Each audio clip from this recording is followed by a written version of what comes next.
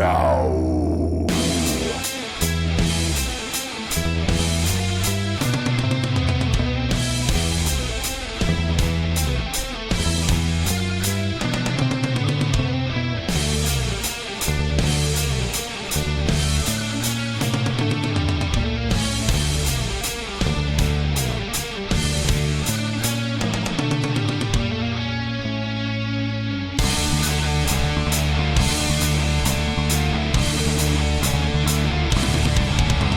This fearless caddis is the raddest, has skills of the baddest, magic, Slinging busting no guns. status, practically unmatched, runs all of the gamut, in fact, He's a reference games and guy. chatting, bent wizardly hatting, questing, snacking, napping, this, Cat diversified. witty banter, seeking kitty answers, roll 20 to scamper, tune in, And enjoy the ride. Brady, the RPG cat.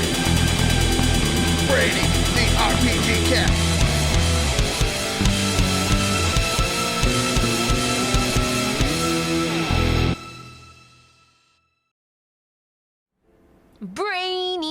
Brainy the cat. Brainy the RPG cat. It's a kitty cat.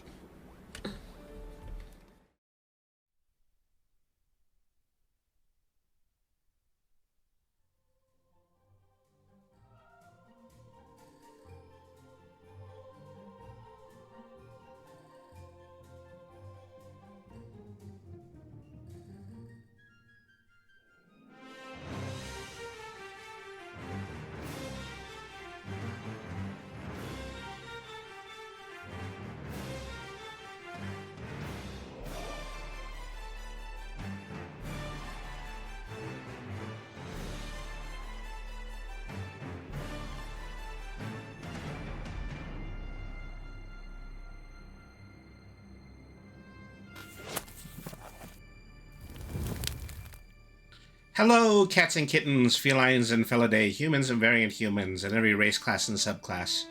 Welcome to another episode of Brainy the RPG Cat. Tonight, we are doing tabletop lore, but we're not going to be reading Gamebook. Instead, we're going to be fulfilling something that I need to do for the previous month of April's Donathon, supporting Autistic Self-Advocacy Network, and we are going to read a Shakespeare play. So I'm very optimistic about this. Shakespeare play, roughly about 87 pages, significantly a lot less than some of the game books that I've written in the past. And, well, speaking of things that I've read in the past, is that, very recently, we've been reading the Book of Ebon Tides, which is a book that has an enormous amount of the ancient Oberon and Titania-based lore surrounding fairies. So I decided to read A Midsummer Night's Dream by William Shakespeare, because this is a classical piece of literature that actually contains those characters. So, we're going to just we're going pretty significantly backwards into the lore, but we're still covering tabletop lore in regards to the basic ideas that the Book of Ebon Tides has drawn from. And that's my story, and I'm sticking to it. Alrighty then, fortuitous timing, because I recently crafted the titanium frame and warframe. See, this is all coming together quite nicely, I certainly did pick the right, the right nomenclature, because I'm pretty sure that Oberon and Titania is something that probably comes up very frequently in tabletop RPGs and also just tabletop strategy games. All right, so we're going to head over. We're going to start reading now, so don't forget about our current sponsorships. This stream is brought to you by Dubby, the affordable energy drink and flavorful energy drink powder. Follow our link in chat, or head over to dubby.gg and use the code BrainySentMe for 10% off your online order. And also, the stream is brought to you by Streamloots. For $1.99, you can get a pack of 3 special Brainy the RPG Cat trading cards. You can use them during chat in order to get some fun reactions or play some interesting games or play some interesting sound effects. That's all over on streamloots.com/Brainy the RPG Cat. And also be sure to join our Discord. We're going to get started with Discord-specific events this coming month of June, which is really just tomorrow at this point. Tomorrow is going to be June the 1st. We're going to be starting our new arc. And so if you want to be a individual interacting in that new arc, then the best way to do it would be to join our Discord page. Devin says my birthday is on the 13th. Okay, I'm going to need to make a note of that. All right, so let's go ahead. Let's head over to the screen, and we are going to unnecessarily raise the intellectual level of tonight's chat. Did I already say that? Okay, well, I think it just went down again. All right, we're going to go ahead and we're going to read A Midsummer Night's Dream by William Shakespeare. So, the version that I'm reading tonight actually comes from the Folger Shakespeare Library, and the new Folger editions of Shakespeare plays, which are the basis for the texts released in digital forms, are special because of their origin. The Folger Shakespeare Library in Washington, D.C. is the unparalleled collection of early modern books, manuscripts, and artwork connected to Shakespeare. The Folger's holdings have been consulted extensively in preparation for these texts. The editions also reflect the expertise gained through the regular performance of Shakespeare's works in the Folger's Elizabethan theater. So, just a little bit of curation background there. The synopsis: A Midsummer Night's Dream. In A Midsummer Night's Dream, residents of Athens mix with fairies from a local forest with comic results. In this city, Theseus, Duke of Athens, is to marry Hippolyta, Queen of the Amazons. Bottom the Weaver and his friends rehearse in woods a play that they hope to stage for the wedding celebrations. 4 young Athenians are in a romantic tangle. Lysander and Demetrius love Hermia. She loves Lysander, and her friend Helena loves Demetrius. Hermia's father, Aegus, commands Hermia to marry Demetrius, and Theseus supports the father's right. All 4 young Athenians end up in the woods, where Robin Goodfellow, who serves the fairy king Oberon, puts flower juice on the eyes of Lysander and then Demetrius, unintentionally causing both to love Helena. Oberon, who is quarreling with his wife Titania, uses the flower juice on her eyes. She falls in love with Bottom, who now, thanks to Robin Goodfellow, wears an ass's head. As the lovers sleep, Robin Goodfellow restores Lysander's love for Hermia so that now each young woman is matched with the man she loves. Oberon disenchants Titania and receives Bottom's ass's head. The 2 young couples join the royal couple in getting married, and Bottom rejoins his friends to perform the play. Very much in the spirit of Shakespeare's comedies, considered to be very low entertainment in the Elizabethan era. Don't forget your pitcher of water. Yes, I do have my pitcher of water on standby. So, characters in the play: Hermia, Lysander, Helena, Demetrius, the 4 lovers, Theseus, the Duke of Athens, Hippolyta, the Queen of the Amazons, Aegeus, father to Hermia, and Philostrate, a master of the revels to Theseus. Nick Bottom the Weaver, Peter Quince the Carpenter, Francis Flute the Bellows Mender, Tom Snout the Tinker, Snug the Joiner, and Robin Starveling the Tailor, all of whom are the people who are going to be preparing the play within the play, which we are going to be seeing towards the end of the script in once this lover's quarrel has been dissipated. Oberon, the king of the fairies, Titania, the queen of the fairies, Robin Goodfellow, a puck or a hobgoblin in Oberon's service. It's also possible to think of him as a satyr. Just a man with goat's legs who plays a pan flute. A fairy in the service of Titania, the 4 fairies attending upon Titanium, Peas Blossom, Cobweb, Moat, and Mustard Seed. Lords in attendance on Theseus and Hippolyta, and other fairies in the trains of Titania and Oberon. Act 1.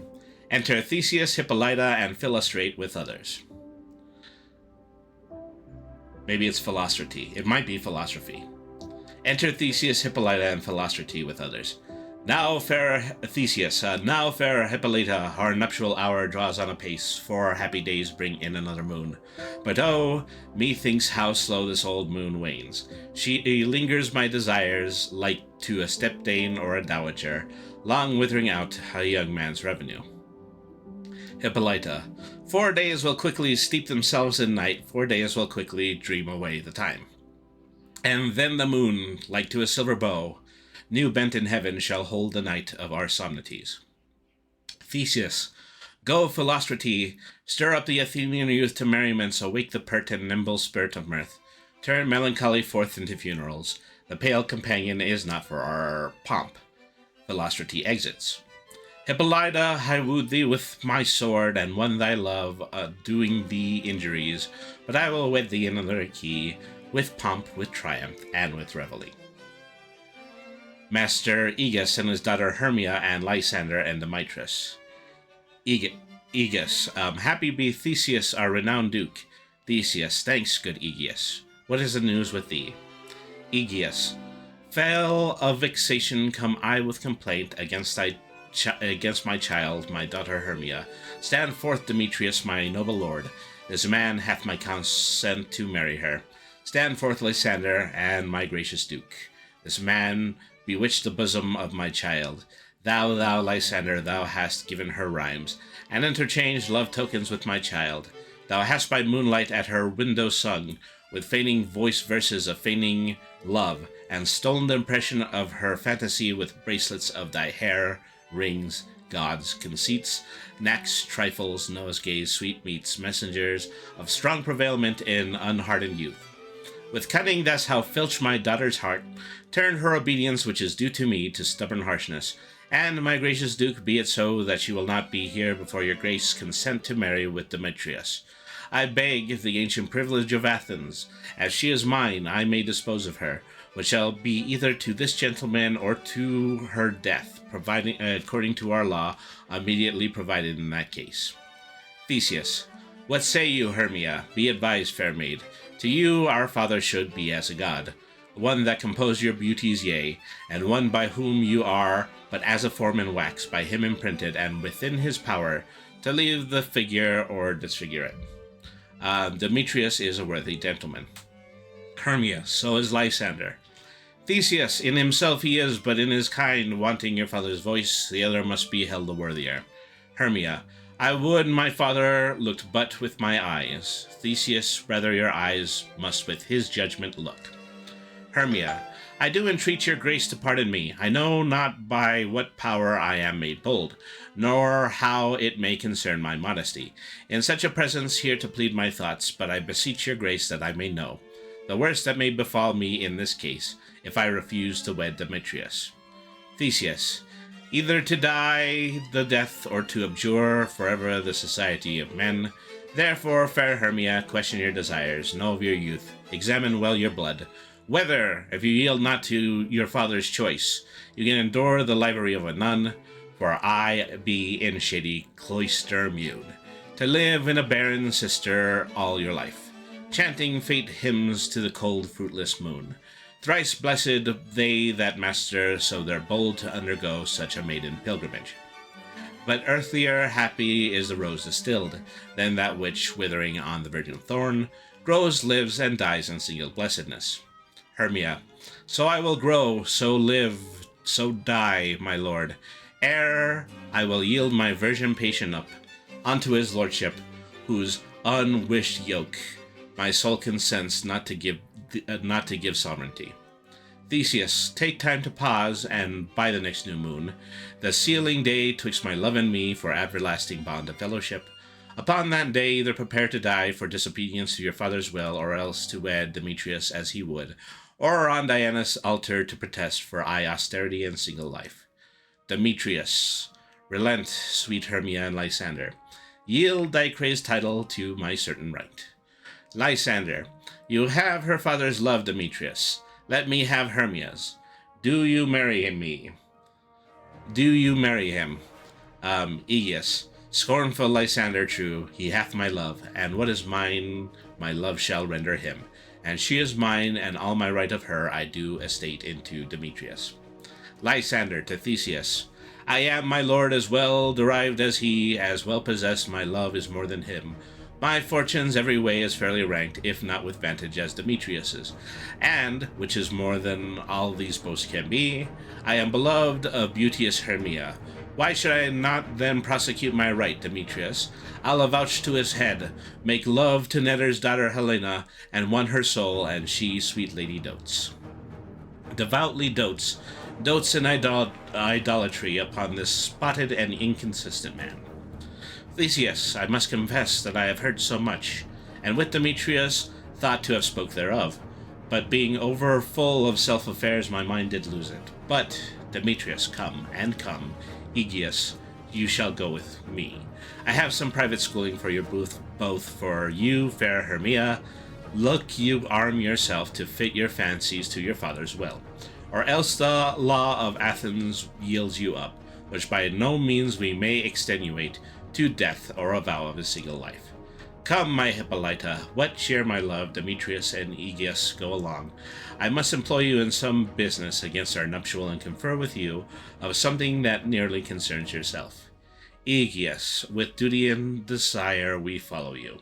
All but Hermia and Lysander exit. Lysander, how now, my love? Why is your cheek so pale? How chance the roses there do fade so fast?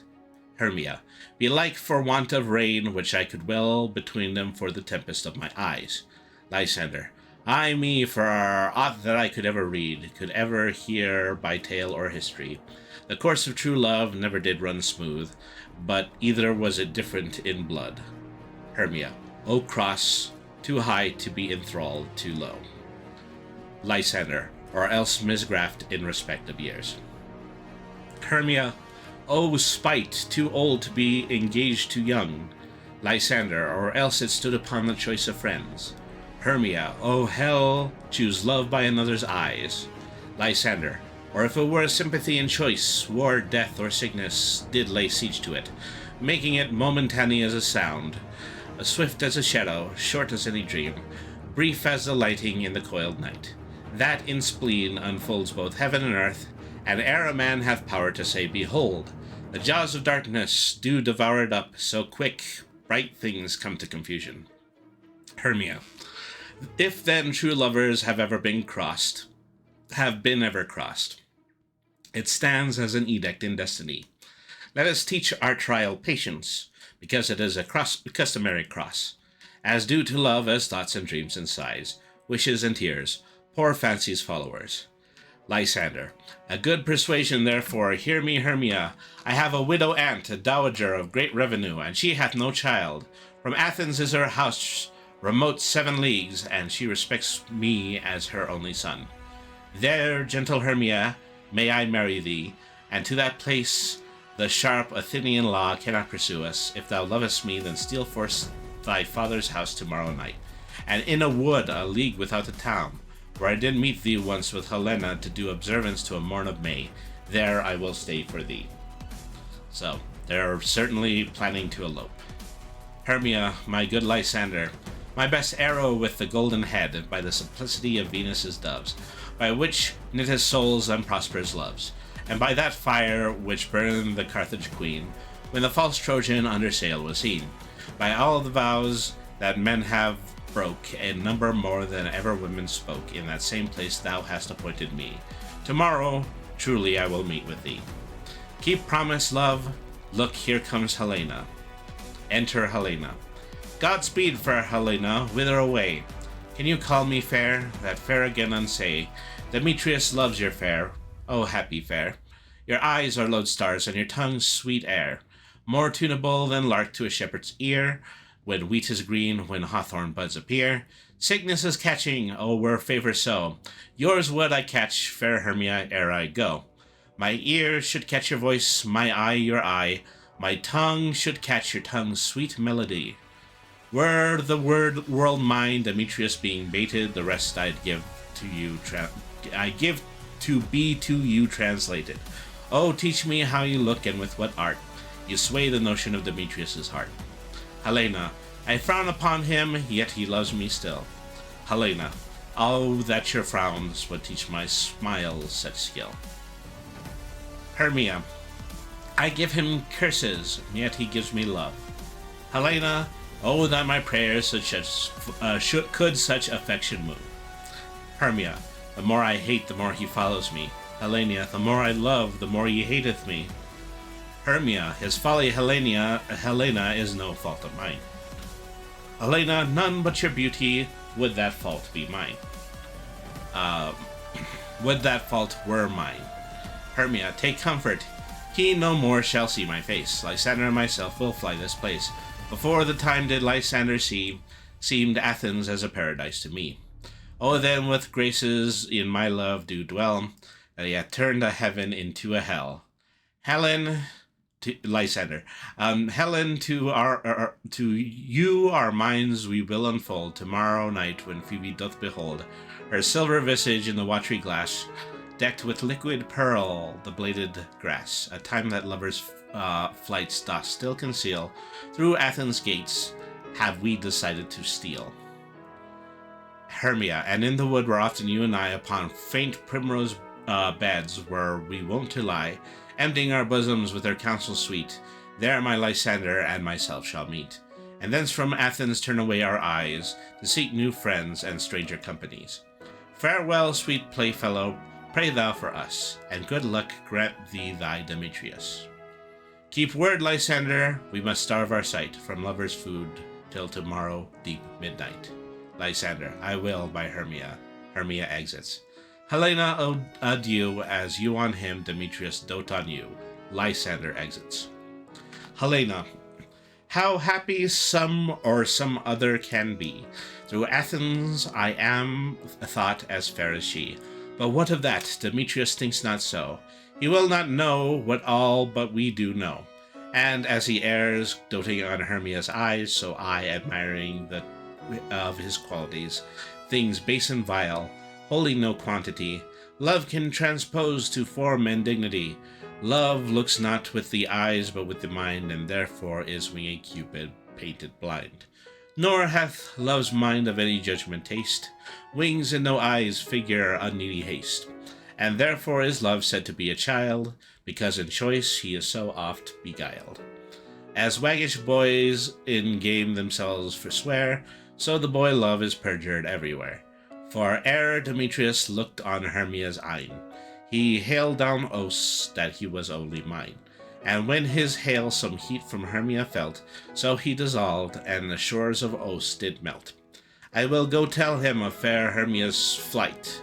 Then to the wood will he tomorrow night pursue her, and for this intelligence, if I have thanks, it is a dear expense, for herein mean I to enrich my pain, to have this sight thither and back again. She exits. Scene 2. Enter Quince the carpenter, Snug the joiner, and Bottom the weaver, and Flute the bellows mender, and Snout the tinkerer, and Starveling the tailor. These are the people who hope to make an inaugural play for the royal wedding that is going to take place tomorrow morning. Quince, is all our company here? Bottom, you're best to call them generally, man by man, according to the script. Quince, here is the scroll of every man's name which is thought fit through all of Athens to play in our interlude before the Duke and the Duchess on his wedding day at night. Bottom, first good Peter Quince, say what the play treats on, then read the names of the actors, and so grow to a point. Mary Quince, Mary our play is the most lamentable comedy about and most cruel death of Pyramus and Thisbe. Pyramus and Thisbe, an ancient myth that has actually been put into multiple poems in the medieval era, none of which were actually written by Shakespeare. A very good piece of work, I assure you, and a merry. Come, good Peter Quince, call forth your actors by the scroll. Masters, spread yourselves. Answer as I call you, Nick Bottom the Weaver. Ready, name what part I am for and proceed. Quince, you, Nick Bottom, are set down for Pyramus. Bottom, what is Pyramus, a lover or a tyrant? Quince, a lover that kills himself most gallant for love. Bottom, that will ask some tears in the true performing of it. If I do it, let the audience look to their eyes. I will move storms. I will condole in some measure to the rest. Yet my chief humor is for a tyrant. I could play Erlic's rarely or part to tear a cat in, to make all split.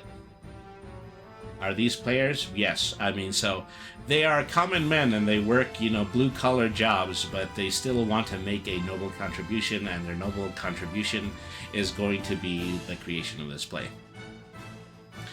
Let me see. I could play Ercles rarely, or part to tear a cat in to make all split. The raging rocks and shivering shocks shall break the locks of prison gates, and Phoebus' car shall shine from afar and make and mar the foolish fates. This was lofty. Now name the rest of the players. This is Ercles' vain, a tyrant's vain, a lover's more condoling. Quince. Francis Flute, the bellows mender. Here, Flute, here, Peter Quince. Quince, Flute, you must take Thisbe on you. Flute. What is Thisbe, a wandering knight? Quince. It is the lady that Pyramus must love. Flute. Nay, faith, let not me play a woman. I have a beard coming. Quince. That's all one. You shall play to the mask, and you may speak as small as you will. Bottom. And I may hide my face. Let me play Thisbe too. I speak in a monstrous little voice. Thisne, Thisne, ah, Pyramus, my lover dear, thy Thisbe dear and lady dear. And so I think that is intentionally supposed to be falsetto. Thisne, Thisne, ah, Pyramus, my lover dear, thy Thisbe dear and lady dear. No, no, you must play Pyramus, and flute you Thisbe.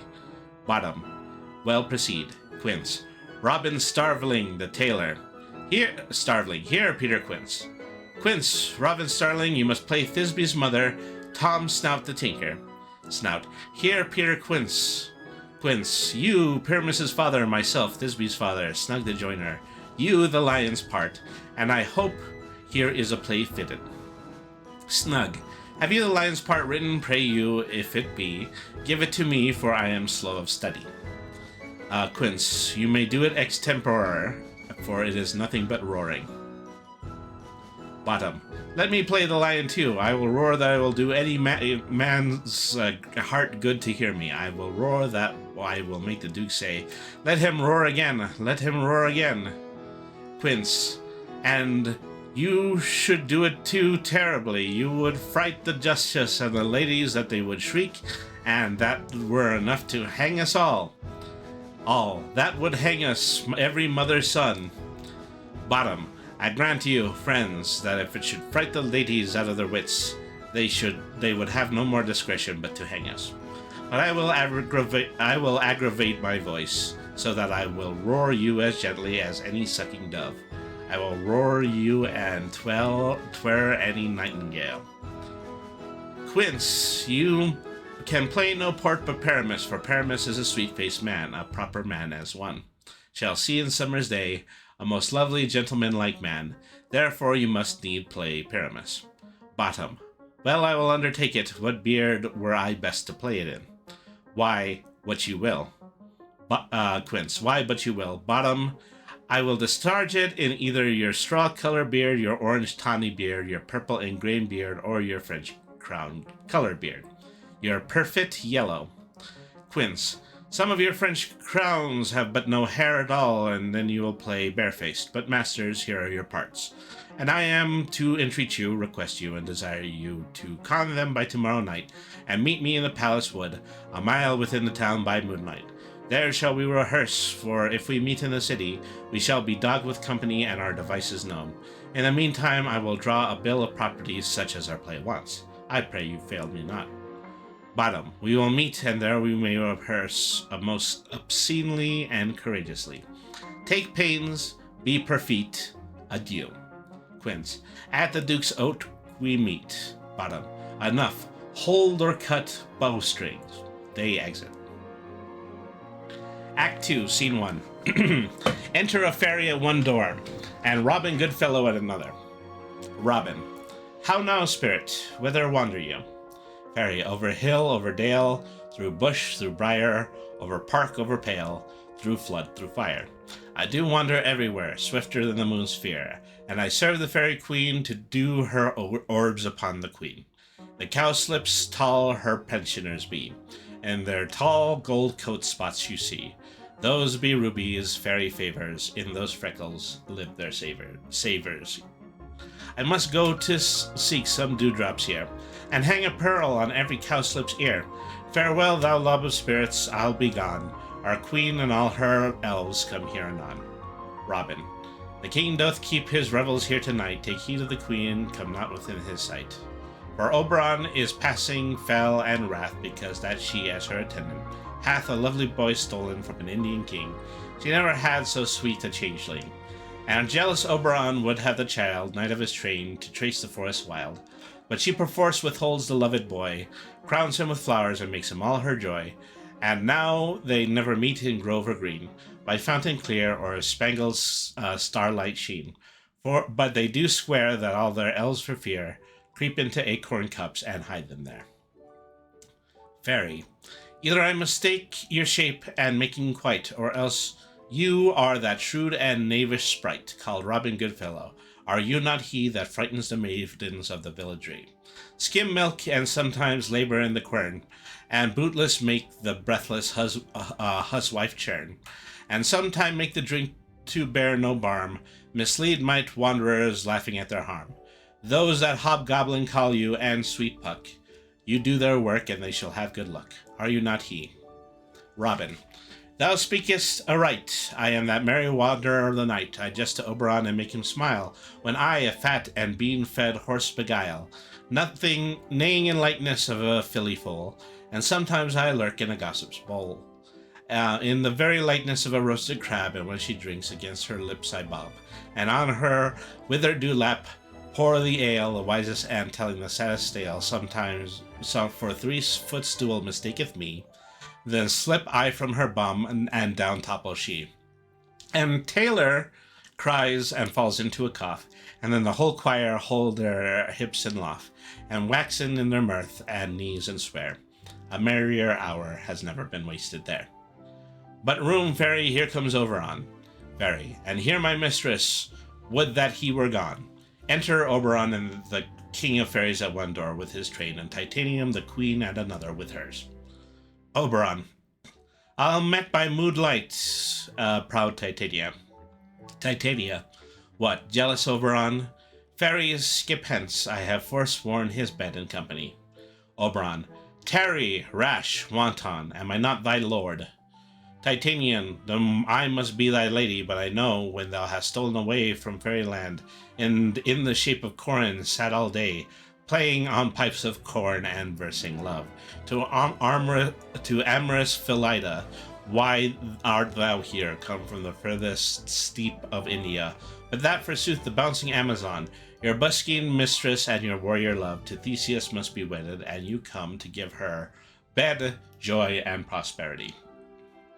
Oberon. How canst thou thus for shame, Titania? Glance at my credit with Hippolyta, knowing I know thy love to Theseus. Didst not thou lead him through the glimmering night, from Perigorna whom she ravished, and make with him fair Aigul's break his faith with Adrian and Antopia? Titania. These are the forgeries of jealousy, and never since the midsummer spring met we on hill, in dale, on forest or mead, by paved fountain, or by rushy brook, or in the beached margent of the sea, to dance our ringlets to the whistling wind. But with thy brawls thou hast disturbed our sport. Therefore the winds piping to us in vain, as in revenge, have sucked up from the sea contagious fogs, which, falling in the land, hath every pelting river made so proud that we have overborne their contents. The ox hath therefore stretched his yoke in vain, the ploughman lost his sweat, and the green corn hath rotted here his youth attained a beard. The fold stands empty in the drowned field, and crows are fatted with the mooring flock. The nine men's morris is filled up with mud, and the quaint mazes in the wanton green, for lack of tread, are indistinguishable. This all means that Titania is really letting Oberon have it. The human mortals want their winter here. No night is now with him or carol blessed. Therefore the moon, the governess of floods, pale in the anger, washes all the air, that rheumatic diseases do abound.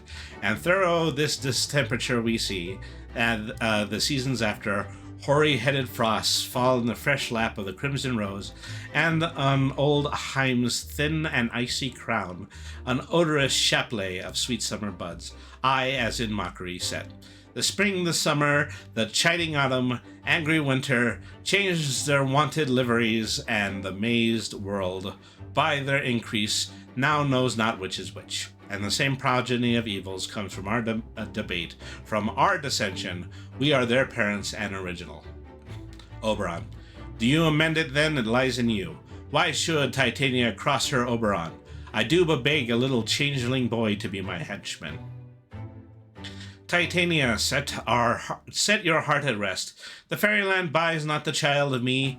His mother was a votress of my order, and in the Spice Indian air by night full often has she gossiped by my side, and sat with me on Neptune's yellow sands, marking the embarked tenders on the flood, when we have laughed to see the sails conceive, and grow big-bellied with the wanton wind, which she, with pretty and with swimming gait, following her room then rich with my young squire, would imitate and sail upon the land to fetch me trifles and return again, as from a voyage rich with merchandise, but she being mortal of that boy did die, and for her sake I do rear up her boy, and for her sake I will not part with him. Oberon, how long within this wood intend you stay? Titania, perchance until after Theseus's wedding day. If you will patiently dance in our round and see our moonlight revels, go with us. If not, shun me, and I will spare your haunts. Oberon, give me that boy, and I will go with thee. Titania, not for thy fairy kingdom, fairies away. We shall chide downright if I longer stay. Titania and her fairies exit.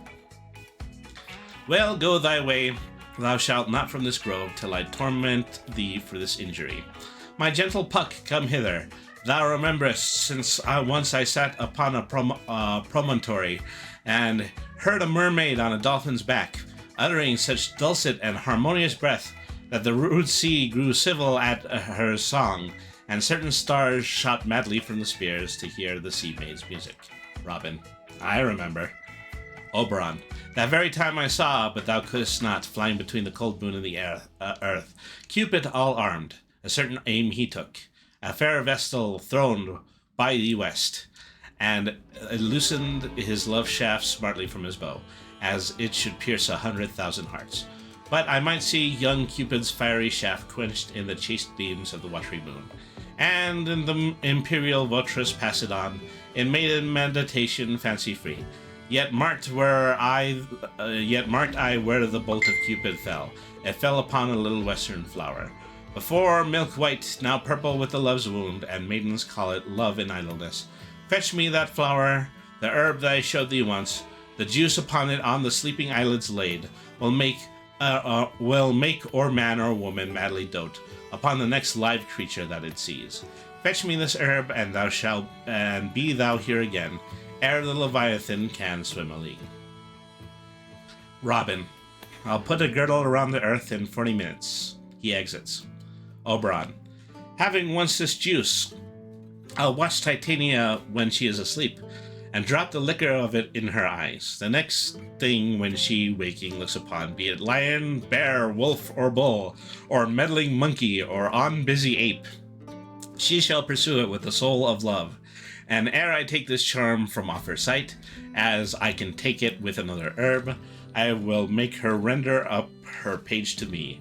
But who comes here? I am invisible, and I will overhear this conference. A love potion, yes. And so, this is the beginning of Oberon's plot. His belief is that, the royal wedding is going to take place as planned. And so he wants to ruin it by giving the love potion to the lovers. So, we've already gotten a sample of, how this intends to go wrong. Enter Demetrius, Helena following him. Demetrius, I love thee not, therefore pursue me not. Where is Lysander and fair Hermia? The one I'll stay, the other stayeth me. Though thou toldst me that they are stolen into this wood, and here am I, and wood within this wood, because I cannot meet my Hermia. Hence get thee gone, and follow me no more. Helena, you draw me, you hard-hearted adamant. but yet you draw not iron, for my heart is as true as steel. Leave you your power to draw, and I shall have no power to follow you. Demetrius, do I entice you? Do I speak you fair? Or rather, do I not in plainest truth tell you I do not, nor I cannot love you? And Helena, and even for that do I love you the more. I am your spaniel, and Demetrius, the more you beat me, I will fawn on you. Use me but as your spaniel, spurn me, strike me, neglect me, lose me. Only give me leave, unworthy as I am, to follow you. What worser place can I beg in your love, and yet a place of high respect with me, than to be used by you as your dog? 'Tis a silly plot. Demetrius, tempt not too much the hatred of my spirit, for I am sick when I do look on thee, Helena, and I am sick when I look not on you. Demetrius, you do impeach your modesty too much to leave the city and commit yourself into the hands of the one who loves you not, to trust the opportunity of night and the ill counsel of a desert place with the rich worth of your virginity. Helena, your virtue is my privilege, for that is not night when I do see your face. Therefore I think I am not in the night, nor doth this wood lack worlds of company. For you and my respect are all the world, then how can it be said I am alone, when all of the world is here to look upon me? Demetrius, I'll run from thee and hide me in the brakes and leave thee to the mercy of wild beasts.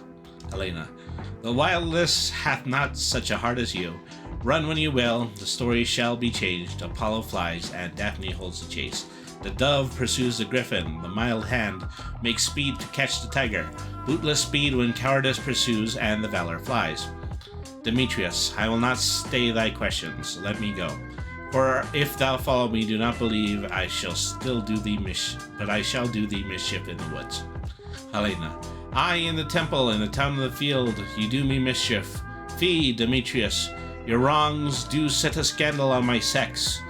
We cannot fight for love as men may do. We should be wooed, and were not made to woo. Demetrius exits. I'll follow thee and make a heaven of hell to die upon the hand I love so well. Helena exits. Oberon, fare thee well, nymph. Ere he do leave this grove, thou shalt fly him, and he shall seek thy love. Enter Robin. Hast thou the flower there, welcome wanderer? Robin, aye, there it is. Oberon, I pray thee give it me. Robin gives him the flower. I know a bank where the wild thyme blows, where oxlips and the nodding violet grows, quite over canopied with luscious woodbine, with sweet musk roses and with elegantine. There sleeps Titania somewhere of the night, lulling these flowers with dances and delight. And there the snake throws her enameled skin, weed wide enough to wrap a fairy in. And with the juice of this I'll streak her eyes and make her full of hateful fantasies.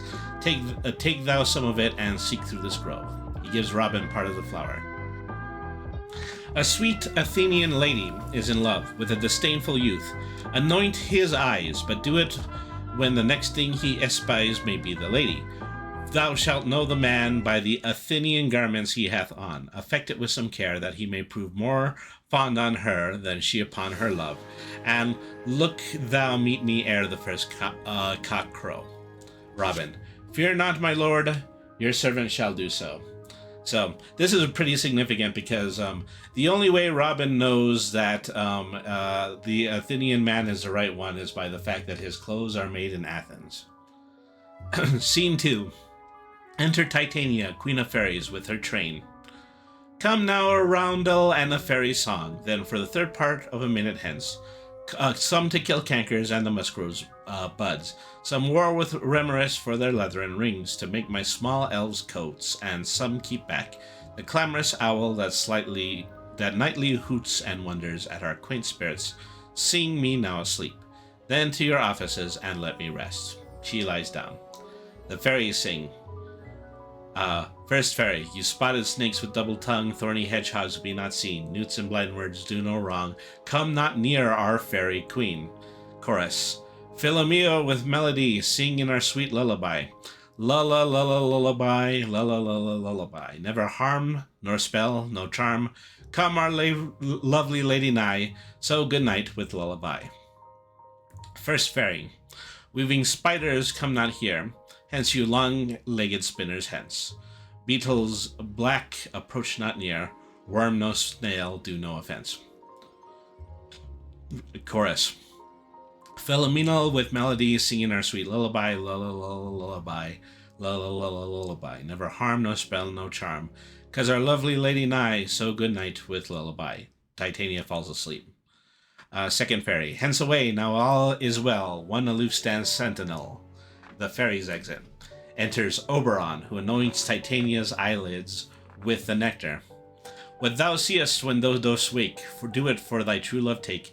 Love and languish for his sake, be it ounce or cat or bear, pard or board with bristle hair. In thy eye that shall appear. When thou walks, is it thy dear? Wake when some vile thing is near. And he exits. Enter Lysander and Hermia.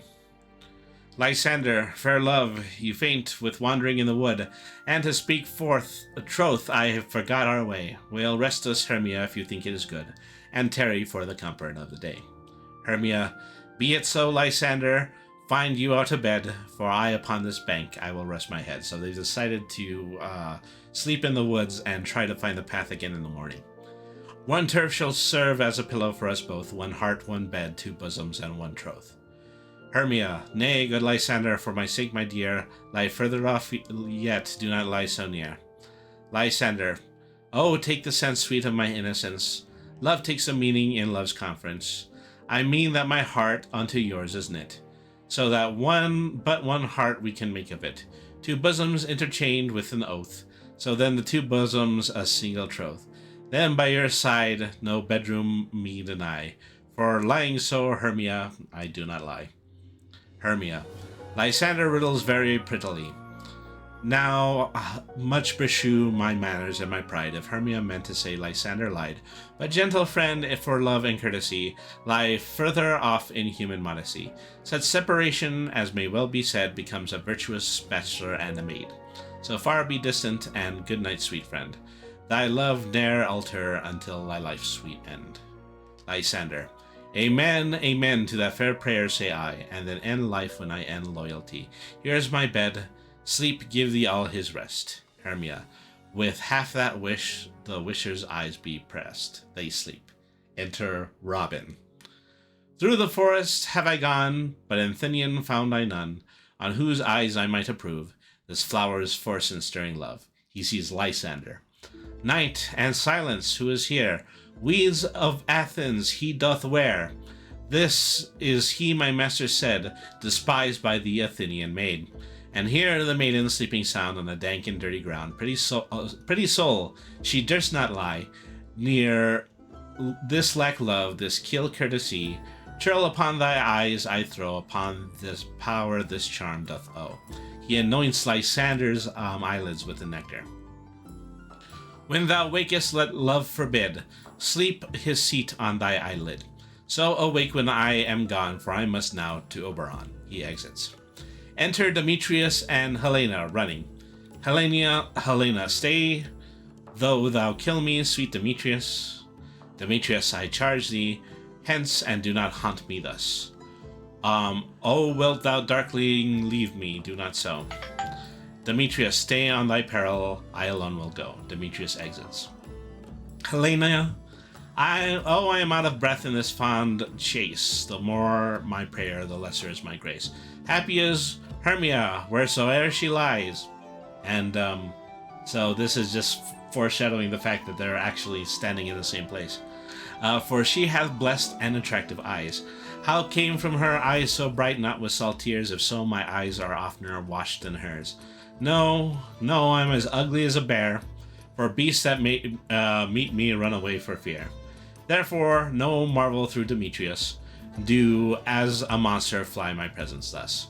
While wicked and disassembling glass of mine make me compare with Hermia's fiery eyne. But who is here? Lysander on the ground, dead or asleep, I see no blood, no wound. Lysander, if you live, good sir, awake. Lysander wakes up. And through fire I will, for thy sweet sake, transparent Helena, nature shows art. But though thy bosom makes me see thy heart, where is Demetrius? Oh, how fit a word is that vile name to perish on my sword. Helena, do not say so, Lysander, say not so. What though he love your Hermia? Lord, what though? Yet Hermia still loves you, then be content. Lysander, content with Hermia? No, I do repent. The tedious minutes with her I have spent, not Hermia, but Helena I love, who will not charge a raven for a dove. The will of man is by this reason swayed, and reason says that you're the worthier maid. So he's starting to fall for Helena. Things growing are not ripe till their season, so I being young, till now ripe not to reason, and touching now the point of human skill, reason becomes a marshal to my will, and leads me to your eyes, where I o'erlook love's stories written in love's richest book. Helena.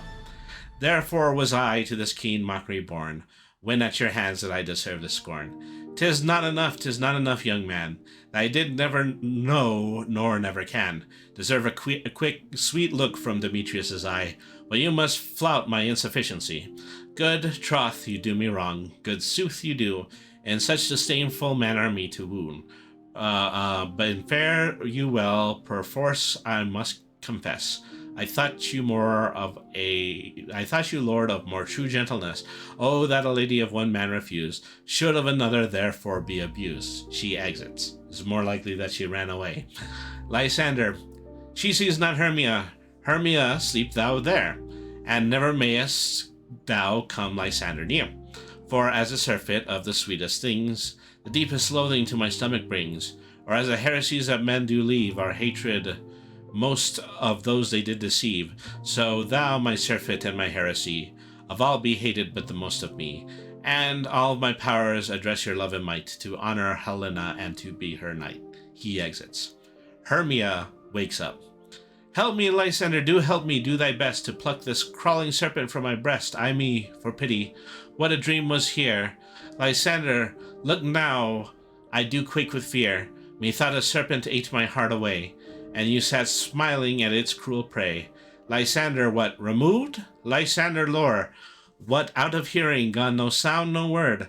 Alack, where are you? Speak, and if you hear, speak of all loves I swoon almost with fear. No? Then I will perceive that you are not nigh, either death or you and I will find immediately. She exits. Act 3, Scene 1. With Titania still asleep on stage, enter the clowns Bottom, Quince, Snout, Starveling, Snug, and Flute. Bottom, are we all met? Quince, pat pat, and here is a marvelous convenient place for our rehearsal. This green plot shall be our stage, this hawthorn break our tiring house, and we will do it in action as we will do it before the Duke. Bottom, Peter Quince? Quince, what sayest thou, bully Bottom? Bottom, there are things in this comedy of Pyramus and Thisbe that we will never please. First, Pyramus must draw a sword to kill himself, which the ladies will not abide. How do you answer to that? Snout, by lacking a parlous fear. Starveling, I believe we must leave the killing out when all is done. Bottom, not a whit. I have a device to make it all well. Write me a prologue, and let the prologue seem to say, we will do no harm with our swords, and that Pyramus is not killed indeed, and I, for the more better assurance, tell him that I, Pyramus, am not Pyramus, but Bottom the Weaver. This will put them out of fear. Quince, well, we will have such a prologue, and it shall be written in 8 and 6. Bottom, no, make it 2 more, let it be written in 8 and 8. Snout, will not the ladies be afeard of the lion? Starveling, I fear it, I promise you. Bottom, masters, you ought to consider with yourself to bring in, God shield us, a lion among ladies is a most dreadful thing, for there is not a more fearful wild fowl than your lion living, and we ought to look to it. Snout, therefore another prologue must tell us he is not a lion. Bottom, nay, you must name his name, and half his face must be seen through the lion's neck, and he himself must speak through, saying thus, or to the same effect, ladies, or fair ladies, I would wish you, or I would request you, or I would entreat you not to fear and not to tremble, for my life is yours. If you think I come hither as a lion, it were pity of my life. No, I am no such thing. I am a man as other men are, and they are indeed. Let him name his name, and tell him plainly that he is Snug the Joiner. Quince, well, it shall be so, but there is two hard things, that is, to bring the moonlight into a chamber, for you know Paramus and Thisbe met by moonlight. Snout, do the moon shine on the night till we play our play? Bottom, a calendar, look in the almanac, find out moonshine. Quince takes out a book. Yes, it does shine that night. Bottom, why then may you leave a casement of the great chamber window where we play open, and the moon may shine in the casement. Quince, I or else one must come in with a bush of thorns and a lantern, and say he comes to disfigure or to present the person of moonshine. Then there is another thing. You must have a wall in the great chamber, for Paramus and Thisbe, says the story, did walk through the chink of a wall. Snout, you can never bring in a wall. What say you, Bottom?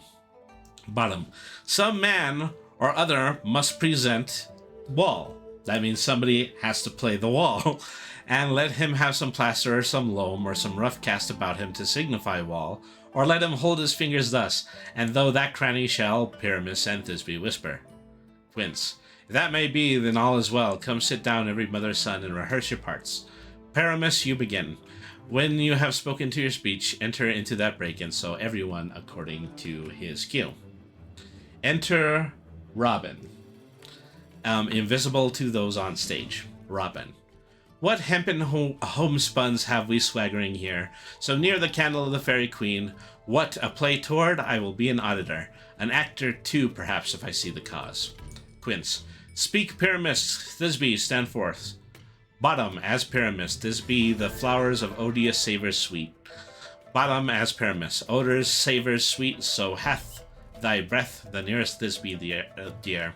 But hark a voice, stay thou but here a while, and by I will to thee appear. He exits. Robin, aside.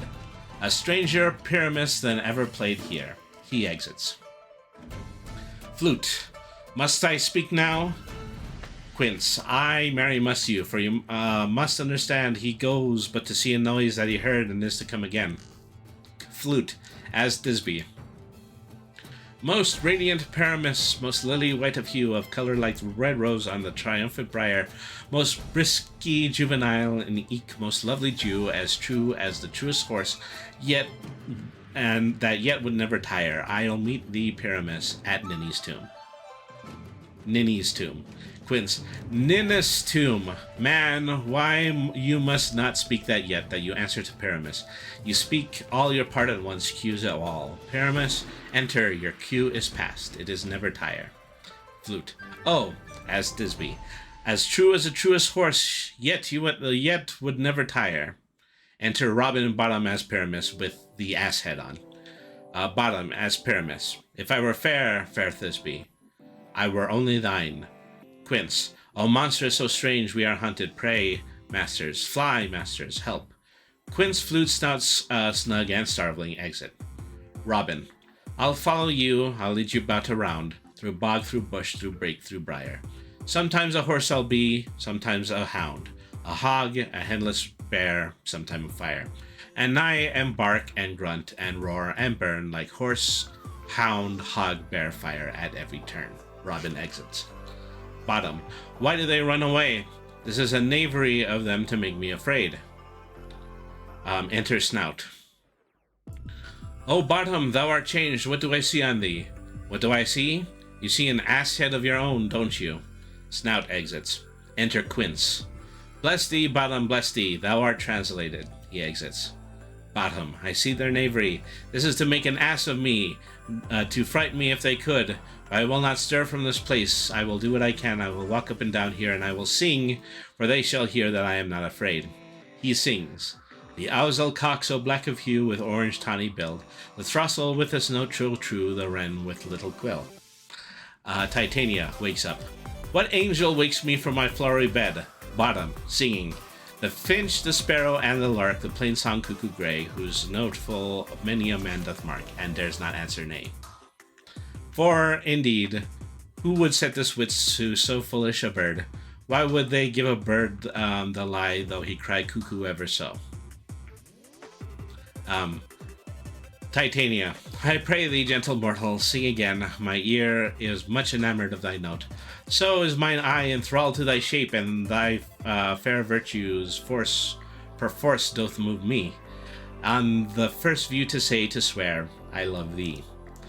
Bottom, methinks, mistress, you should have little reason for that, and yet to say the truth, reason and love keep little company together nowadays. The more the pity that some honest neighbors will not make them friends. Nay, I can gleek upon occasion. Titania, thou art as wise as thou art beautiful. Bottom, not so neither, but if I had wit enough to get out of this wood, I have enough to serve mine own turn. Titania, out of this wood do not desire to go, thou shalt remain here, whether thou wilt or no. I am a spirit of no common rate, and summer still doth tend upon my state, and I do love thee. Therefore go with me. I'll give fairies to attend on thee, and they shall fetch thee jewels from the deep, and sing, while thou on pressed flowers dost sleep. And I will purge thy mortal grossness so, that thou shalt like an airy spirit go. Peas blossom, cobweb, moat, and mustard seed. Enter the 4 fairies. Peas blossom, ready? Cobweb, and I. Moat, and I. Mustard seed, and I. All, where shall we go? Titania, be kind and courteous to this gentleman, hop on his walks and gamble in his eyes, feed him apricots and dewberries, with purple grapes, green figs and mulberries. The honey bag steal from the humble bees, and for night tapers crop their waxen thighs, and light them on the fiery glowworm's eyes, to have my love to bed and to arise, and pluck the wings from painted butterflies, to fan the moonbeams from his sleeping eyes, nod to him elves, and do him courtesies. Peas blossom, hail mortal, cobweb, hail, moat, hail, and mustard seed, hail. Bottom, I cry your worship's mercy heartily, I beseech your worship's name. Cobweb, says her name is Cobweb. Bottom, I shall desire you of more acquaintance, good Master Cobweb. If I cut my finger, I shall make bold with you. Your name, honest gentleman. Peas blossom. I pray you commend me to Mistress Squash your mother, and to Master Peascod your father. Good Master Please Bottom, I shall desire you of more acquaintance too. Your name I beseech you, sir. Mustard seed. Good Master Mustard Seed, I know your patience well. That same cowardly, giant-like ox beef hath devoured many a gentleman of your house. I promise you, your kindred hath made my eyes water ere now. I desire you of more acquaintance, good Master Mustard Seed. Titania, come, wait upon him, lead him to my bower. The moon, methinks, looks with a watery eye, and when she weeps, weeps every little flower. Lamenting on some forced chastity, tie up my lover's tongue, bring him silently. They all exit. Scene 2. Enter Oberon. I wonder if Titania be awakened. Then what was it that next came into her eye, which she must dote on in extremity? Enter Robin. Here comes my messenger. How now, mad spirit? What night rule now about this haunted grove? Robin. My mistress with a monster is in love, near to her close and consecrated bower, while she was in her dull and sleeping hour. A crew of patches, rude mechanicals, that work for bread upon Athenian stalls. That's a way of saying that you're a laborer. We're met there together to rehearse a play, and tended for great Theseus' nuptial day. The shallowest thick skin of that barren sort, who Pyramus presented in their sport, forsook the scene and entered in a break. When I did him at his advantage take, an ass's knoll I fixed on his head. Anon his dismay must be answered. And forth my mimic comes, when they him spy, as wild geese that the creeping fowler eye, arrested past coughs many and sort, rising and cawing at the gun's report, sever themselves and madly sweep the sky, so at his sight away his fellows fly, and at our stamp here o'er and o'er one falls, he murder cries, and help from Athens calls. Their sense thus weak, lost with their fears thus strong, made senseless things begin to do them wrong. For briars and thorns at their apparel snatch, some sleeves, some hats, from yielders all things catch. I led them on this distracted fear, and left sweet Pyramus translated there. When in that moment so it came to pass, Titania waked, and straightway loved an ass. Oberon. This falls out better than I could devise, but that's how yet latched the Athenians' eyes, with the love juice as I bid thee do. Robin, I took him sleeping, and that is finished too, and the Athenian woman by his side, that when he waked of force, she must be eyed. Enter Demetrius and Hermia. Oberon, stand close, this is the same Athenian. Robin, this is not the woman. But this is the man. They step aside. Demetrius, oh, why rebuke you to him that loves you so? Lay breast so bitter on your bitter foe. Hermia, now I but chide that I should use thee worse, for thou, I fear, hast given me cause to curse. If thou hast slain Lysander in his sleep, bring o'er shoes and blood, plunge in the deep, and kill me too. The sun was not so true unto the day as he to me would he have stolen away from sleeping Hermia. I believe as soon this whole earth may be bored, and that the moon may through the center creep, and so displease. Her brothers noontide with the antipodes. It cannot be but thou hast murdered him. So should a murderer look so dead, so grim. Demetrius.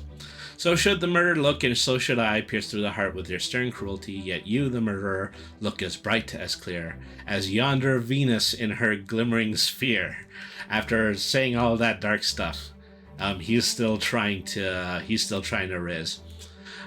Hermia, what's this to my Lysander? Where is he? How good Demetrius? Wilt thou give him me? Lordy.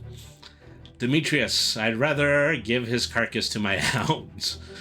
Hermia, out dog, out curt, thou drivest me past the bounds of maiden's patience. Hast thou slain him then? Henceforth be never numbered among men. Oh, once tell true, even for my sake, durst thou have looked upon him being awake? And hast thou killed him sleeping? Oh, brave touch! Could not a worm and adder do so much? An adder did it, for with doubler tongue than thine, thou serpent, never adder stung. You, Demetrius, you spend your passion on a misprized mood. I'm not guilty of Lysander's blood, nor is he dead, for aught that I can tell. Hermia, I pray thee, tell me then that he is well. Demetrius, and if I could, what should I get therefore? Hermia, a privilege never to see me more, and from thy hated presence part, so see me more, whether he be dead or no. She leaves. Demetrius, there's no following her in this fierce vein. Here, therefore, for a while I'll remain. So sorrow's heaviness doth heavier grow, for death that bank out, sleep does sorrow owe, which now in some slight measure it will pay, for if for his tender here I make some stay. He lies down and falls asleep. Oberon to Robin. What hast thou done? Thou hast mistaken quite, and laid the love juice on some true love's sight. Of thy misprison must perforce ensue some true love turned, and not a false turn true. Robin. Then fate o'errules that one man holding troth. A million fail, confounding oath and oath. Oberon. How about the wood go swifter than the wind, and Helena and Athens look thou find. All the fancy slick she is, and pale of cheers, with sighs of love that cost the fresh blood dear. By some illusion see thou bring her here. I'll charm his eyes, against she do appear. Robin, I go, look how I go, swifter than arrow from the Tartar's bow. He exits. In other words, you really bungered that one, Goober. Yeah, pretty much. Oberon applies the nectar to Demetrius's eyes. Flower of this purple dye, hit with Cupid's archery, sink in the apple of his eye, when his love he doth espy. Let her shine as gloriously as the Venus of the sky. When thou wakest, if she be by, beg of her for a remedy. Oberon is seconds from making exactly the same mistake. Enter Robin. Robin, captain of our fairy band, Helena is here at hand, and a youth mistook by me, pleading for a lover's fee. Shall we their fond pageant see? Lord, what fools these mortals be. Oberon, stand aside. The noise they make will cause Demetrius to awake. Robin, then we'll to at once woo one that must need to be sport alone, and those things do best please me that befall preposterously. They step aside. Enter Lysander and Helena.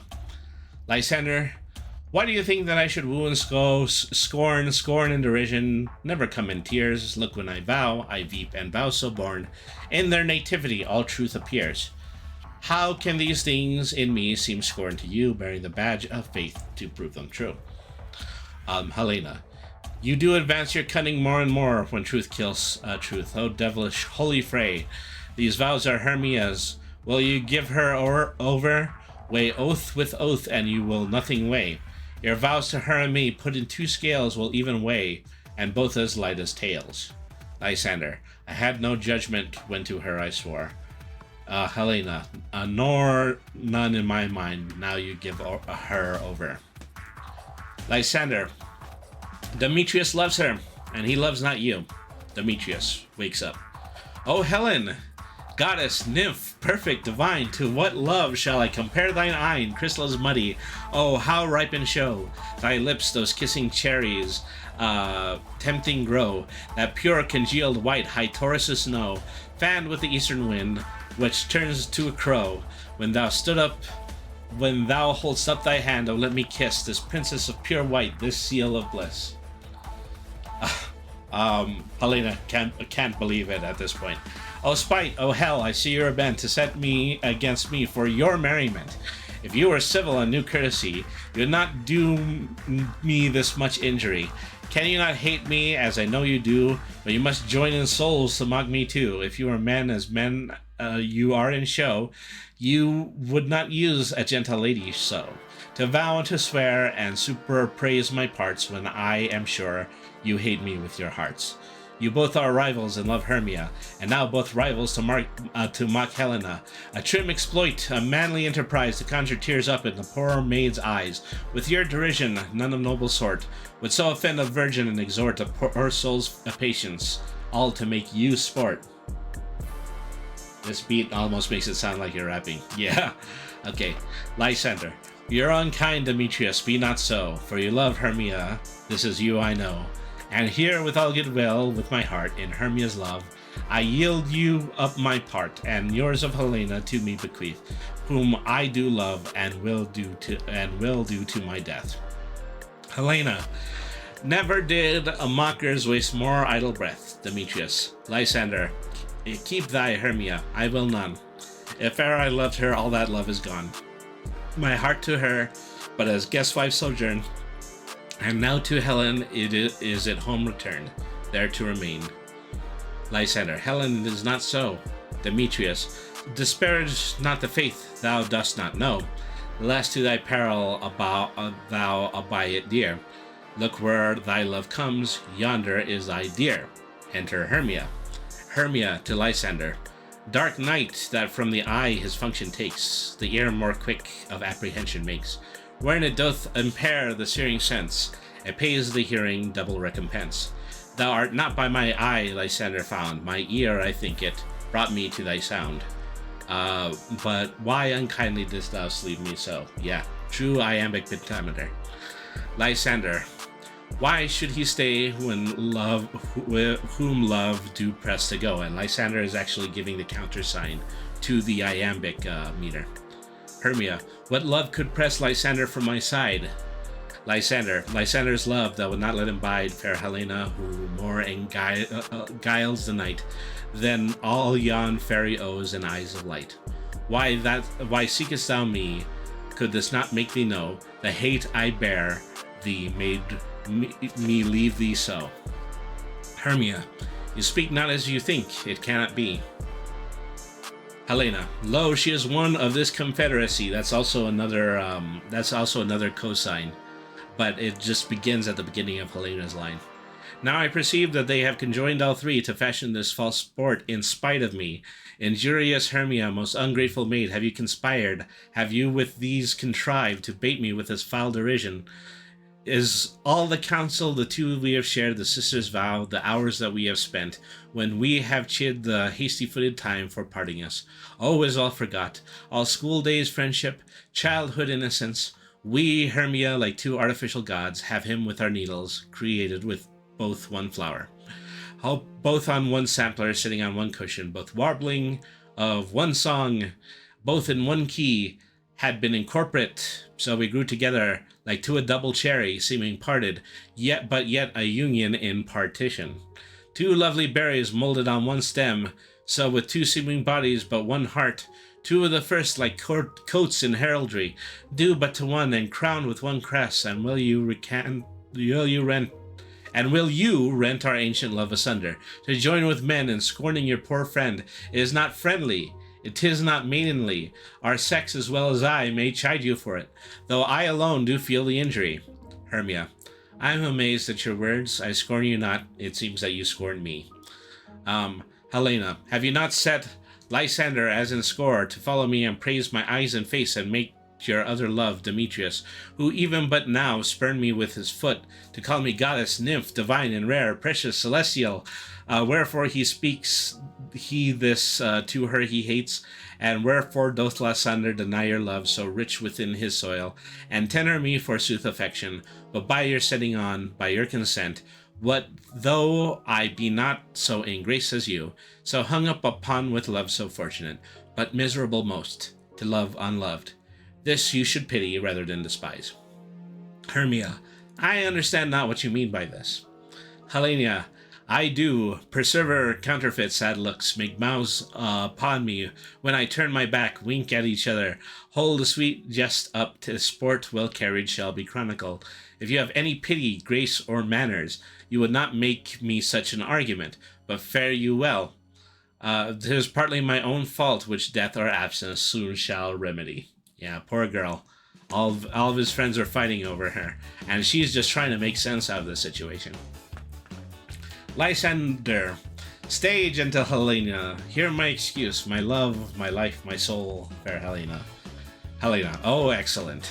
Hermia to Lysander. Sweet, do not scorn her so. Demetrius to Lysander. If she cannot entreat, I can compel. Lysander. Thou canst compel no more than she entreats. Thy threats have no more strength than her weak prayers. Helen, I love thee. By my life I do. I swear by that which I will lose for thee to prove them false, that says I love thee not. Demetrius. I say I love thee more than he can do. Lysander. If you say so, withdraw and prove it too. Demetrius. Quick, come. Hermia. Lysander. Whereto tends all of this? She takes a hold of Lysander. Lysander says, Away, you Ethiop! Demetrius to Hermia. No, he'll seem to break loose to Lysander. Take on as you would follow, but yet come not, for you are a tame man. Go. Lysander to Hermia. Hang off, thou cat, thou bird, vile thing let loose, or I will shake thee from me like a serpent. Hermia. Why are you grown so rude? What changes a sweet love?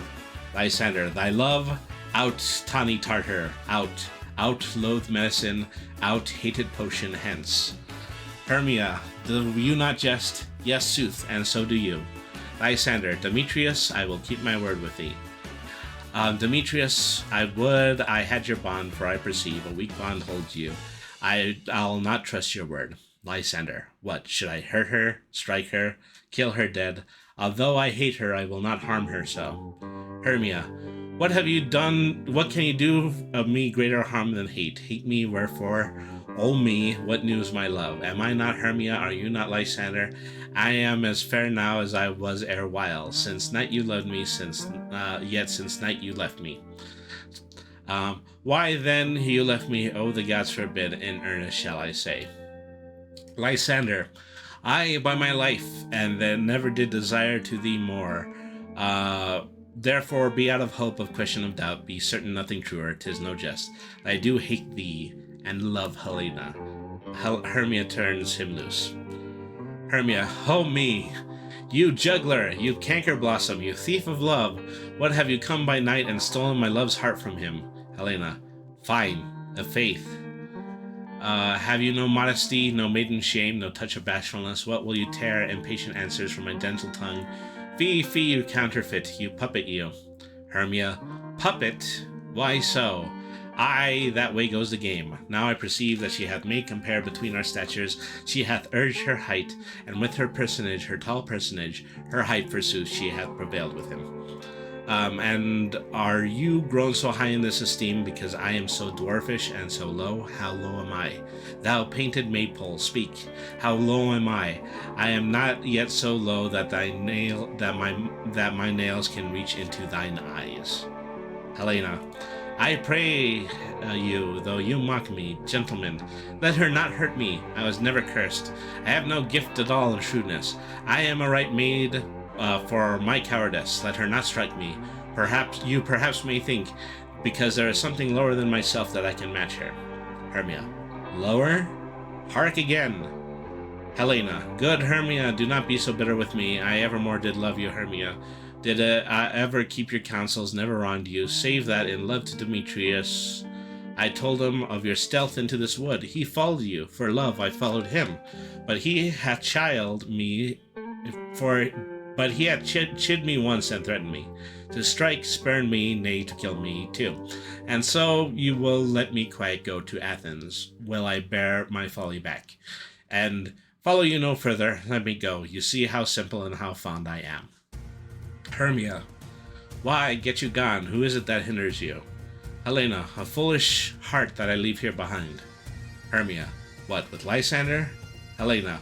With Demetrius. Lysander. Be not afraid. She shall not harm thee, Helena.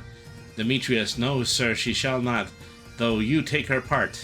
Helena. Oh, when she is angry, she is keen and shrewd. She was a vixen when she went to school, and though she but little, she is fierce. Stare. Little again, nothing but low and little. Why will you suffer her to flout me this? Let me come to her. Lysander. Get you gone, you dwarf. You minimus of hindring not grass made.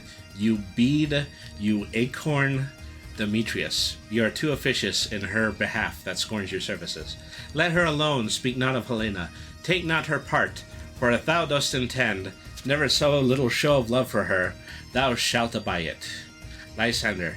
Now she holds me not. Now follow if thou darest to try whose right of thine or mine is most in Helena. Demetrius. Follow? Nay, I will go back with thee, cheek by jowl. Demetrius and Lysander exit. Hermia. You mistress, this coil is long of you. Helena retreats. Nay, not go back. Helena. I will not trust you, I. Nor longer stay in your cursed company. Your hands than mine are quicker for a fray. My legs are longer, though, to run away. She exits. Hermia. I'm amazed and know not what to say. She exits. Oberon to Robin. This is my negligence. Still thou mistakest, or else committest thy knaveries wilfully. Robin. Believe me, king of shadows, I mistook. Did you not tell me I should know the man by the Athenian garments he had on?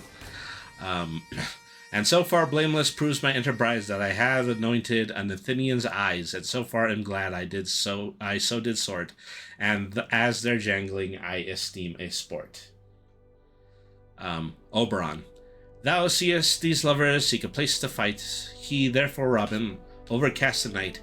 The starry welkin cover thou anon, with drooping fog as back as Achernon, and lead these tasty rivals so astray, as one come not within another's way.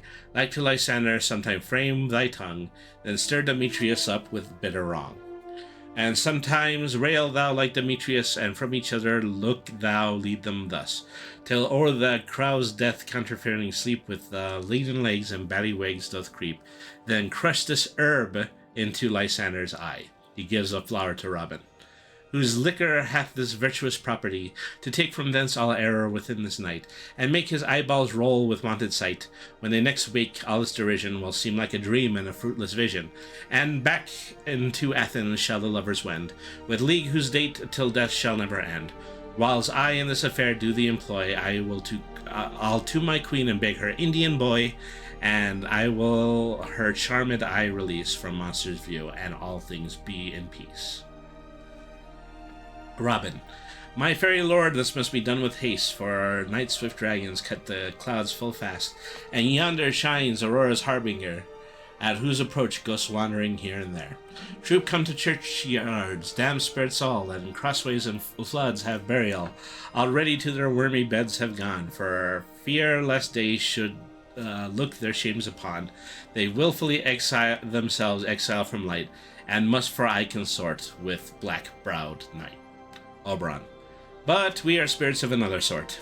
I with a morning's love have oft made sport, and like a forester the groves may tread, even till the eastern gate, all fiery red, opening on Neptune with fair blessed beams, turns to yellow gold his salt green streams. But notwithstanding, haste, make no delay. We may effect this business yet ere today. He exits. Up and down, I will lead them up and down. I am feared and field and town, goblin, lead them up and down. Here comes one. Enters Lysander. Where art thou, power of Demetrius? Seek thou now. Robin in Demetrius's voice. Here, villain drawn and ready, where art thou? Lysander, I will be with thee straight. Robin in Demetrius's voice. Follow me then to plainer ground. Lysander exits. Enter Demetrius. Lysander, speak again. Run away, thou coward, art thou fled? Speak in some bush, where dost thou hide thy head? Robin in Lysander's voice. Thou coward, art thou praying to the stars, telling the bushes that thou lookst for wars, and wilt not come. Come, recreant, come, thou child. I'll whip thee with a rod, he is defiled, that draws a sword on thee. Demetrius. Yea, art thou there? Robin in Lysander's voice. Follow my voice, we'll try no manhood here. They exit. Enter Lysander. He goes before me and still dares me on. When I come where he calls, then he is gone. The villain is much lighter heeled than I followed fast, but faster he did fly.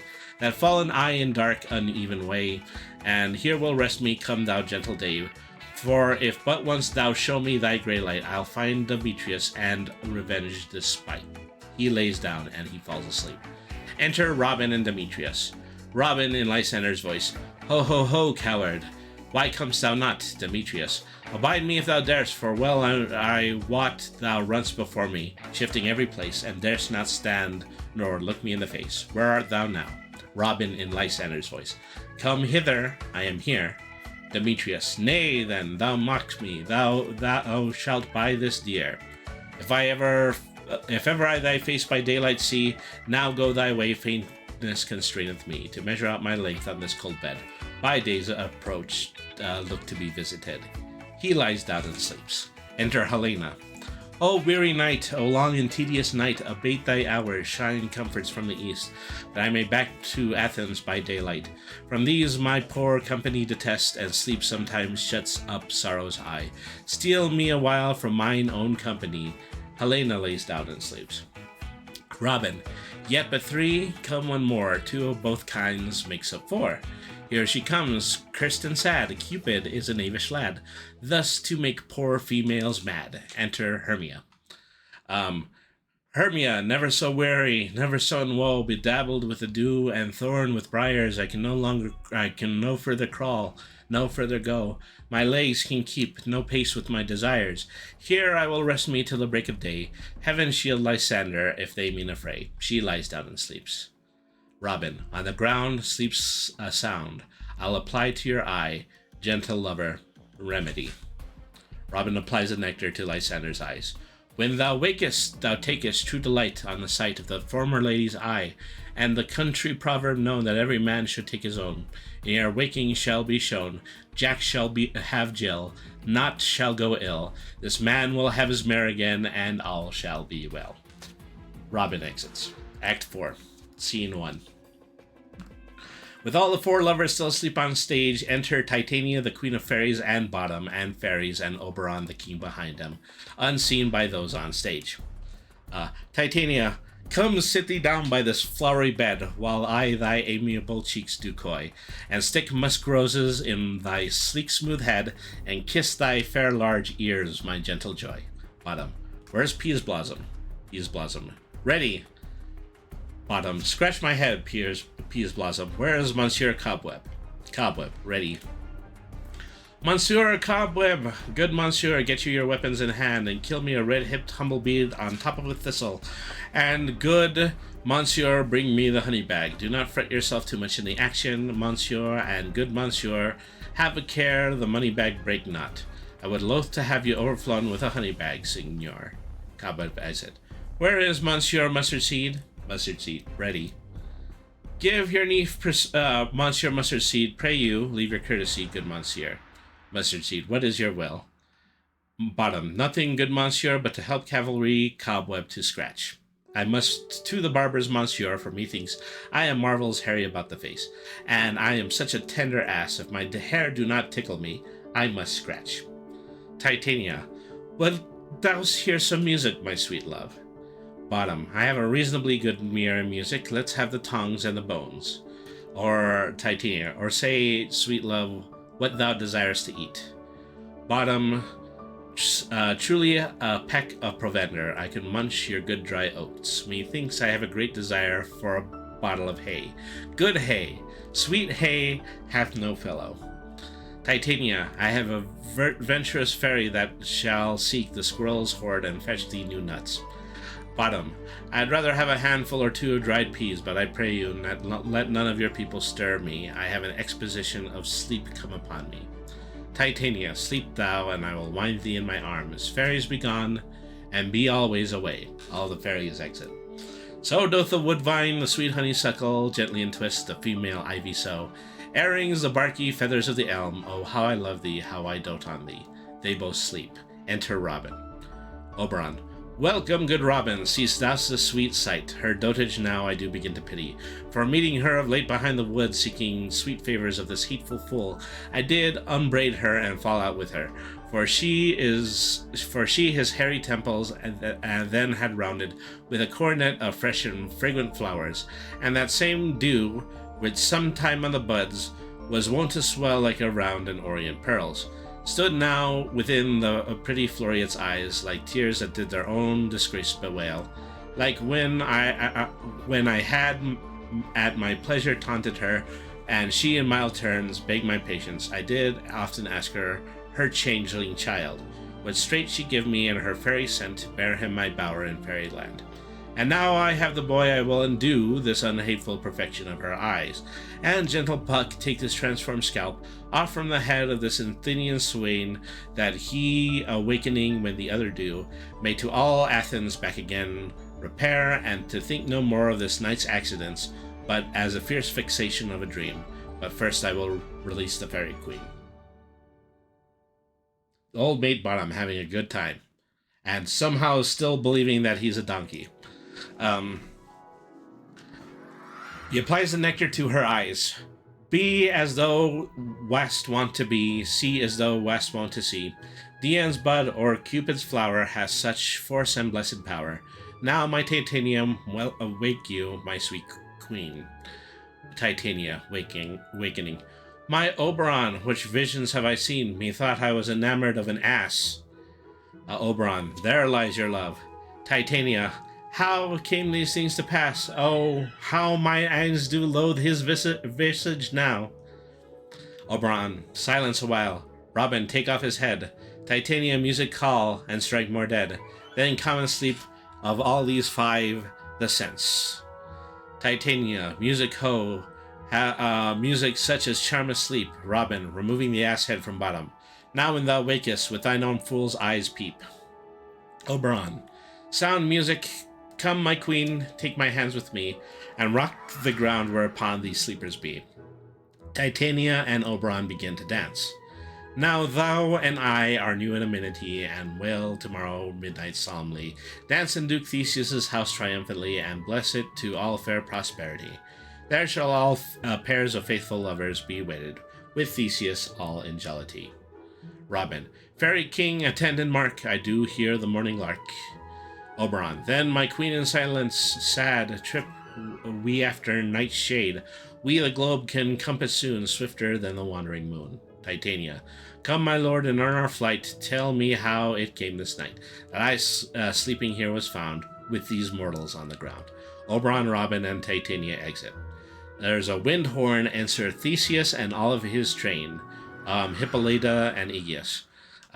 Theseus, go one of you, find out the forester, for now our observation is performed, and since we the vavard of the day, my love shall hear the music of my hounds, uncouple in the western valley.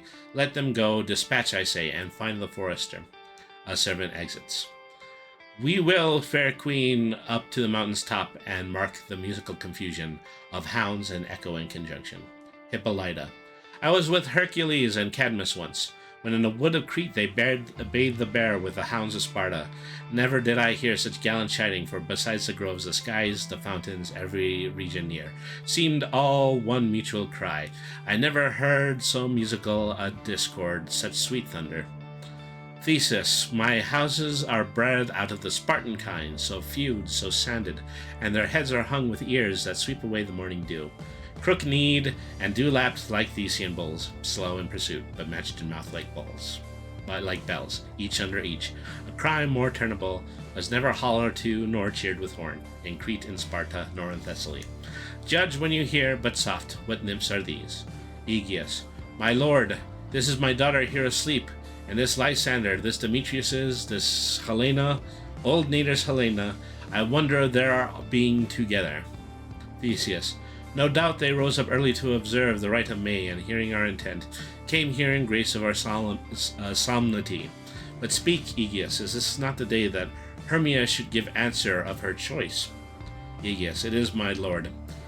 Theseus, go, bid the huntsmen with their horns. The servant exits. Shout within, wind horns, they all wake up. Theseus, good morrow, friend, St. Valentine's is past. Begin these wood words, but to couple now. Demetrius, Helena, Hermia, and Lysander all kneel. Pardon, my lord. Theseus, I pray you all stand up. They rise. I know you two are rival enemies.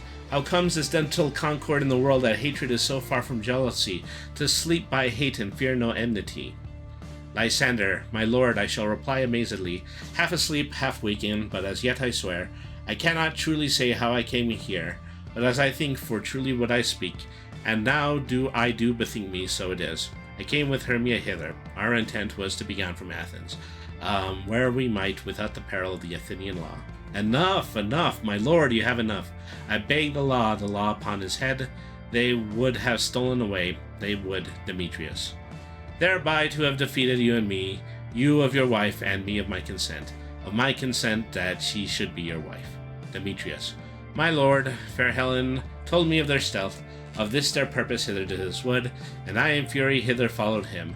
Fair Helena in fancy not following me, but my good lord, I wot not but by what power, but by some power it is, my love to Hermia, melted as the snow, seems to me now, as a remembrance of an idol god, which in my childhood I did dote upon, and all the faith, the virtue of my heart, the object of the pleasure of mine eye is only Helena. To her, my lord, was I betrothed ere I saw Hermia, but like a sickness did I loathe this food, but as in health come to my natural taste, now do I wish it, love it, long for it, and forevermore will be true to it. So he is confessing his love for Hermia, but he is also remembering everything that happened the night before. Theseus, fair lovers, you are fortunately met. Of this discourse we will hear anon. Aegeus, I will overbear your will, for in the temple by and by with us these couples shall eternally be knit, and for the morning now is something worn. Our proposed hunting shall be set aside. Away with us to Athens. 3 and 3, we'll hold a feast in great solemnity. Come, Hippolyta. Theseus and his train, including Hippolyta and Aegeus, exit. Demetrius, these things seem small and indistinguishable, like far-off mountains turned into clouds. Hermia, methinks I see things with parted eye when everything seems double. Helena, so methinks, and I have found Demetrius like a jewel, mine own and not my own. Demetrius, are you sure that we are awake? It seems to me that yet we sleep, we dream. Do you not think that the Duke was here and bid us follow him? Hermia, yeah, and my father. Helena, and Hippolyta, Lysander, and he did bid us follow to the temple. Demetrius, why then we are awake. Let's follow him, and by the way, let us recount our dreams. Everybody exits. Bottom, waking up. When my cue comes, call me, and I will answer. My next is most fair Paramus. Hey ho, Peter Quince. Flute, the bellows mender. Snout the tinker. Starveling. God's my life. Stolen hence and left me asleep. I have had a most rare vision. I have had a dream past the wit of a man to say what a dream was. Man is but an ass if he go about to expound his dream. Methought I was. There is no man can tell what. Methought I was, and methought I had. But a man is but a patched fool if he will offer to say what methought I had. The eye of man hath not heard, the ear of man hath not seen. Man's hand is not able to taste, his tongue to conceive, nor his heart to report what my dream was. I will get Peter Quince to write a ballad of this dream. It shall be called Bottom's Dream, because it hath no bottom, and I will sing it in the latter end of the play. Before the Duke, peradventure, to make it the more gracious, I will sing it at her death. Scene 2. Enter Quince and the sound of the flute, snout, and Starveling. Quince, have you sent to Bottom's house? Is he come home yet? Starveling, he cannot be heard of. Out of doubt he is transported. Flute, if he come not, then the play is marred. It goes not forward, doth it? Quince, it is not possible. You have not a man in all Athens able to discharge Paramus but he. Flute, no, he has simply the best wit of any handicraft man in Athens. Quince, and the best person too, and he is very paramour for a sweet voice. Flute, you must say paragon. A paramour is, God bless us, a thing of naught. Enter Snug the Joiner. Masters, the Duke is coming from the temple, and there is 2 or 3 lords and ladies more married. If our sport had gone forward, we'd have all been made men. Flute, of sweet bully bottom, thus hath he lost 6 pence a day during his life. He could not have escaped 6 pence a day, and then the Duke had not given him 6 pence a day for playing Paramus. I'll be hanged. He would have deserved it. 6 pence a day in Paramus or nothing. Enter Bottom. Bottom. Where are these lads? Where are these hearts? Quince. Bottom! O most courageous day, O most happy hour. Bottom. Masters, I am to disclose wonders, but ask me not what. For, if I tell you I'm not a true Athenian, I will tell you everything is right, as it fell out. Quince. Let us hear, sweet Bottom. Not a word of me, all that I will tell you is that Duke hath dined. Get your apparel together, good strings to your beard, new ribbons to your pumps. Meet presently at the palace, every man look o'er his part, for the short and the long is, our play is preferred. In any case, let Thisbe have clean linen, and not let him that plays the lion pare his nails, or they shall hang out for the lion's claws. And, most dear actors, eat no onions or garlic, for we are to utter sweet breath, and I do not doubt but to hear them say it is a sweet comedy. No more words. Away, go away. They all leave. Act 5, Scene 1. Enter Theseus, Hippolyta, and Philostrate, lords in attendance. Hippolyta. It is strange, my Theseus, that these lovers speak of. Theseus. More strange than true. I never may believe these antique fables nor these fairy toys. Lovers and madmen have such seething brains, such shaping fantasies that apprehend more than cool reason ever comprehends. This is to say that Theseus heard the whole story and he doesn't believe it. The lunatic, the lover, and the poet all are of imagination, all compact.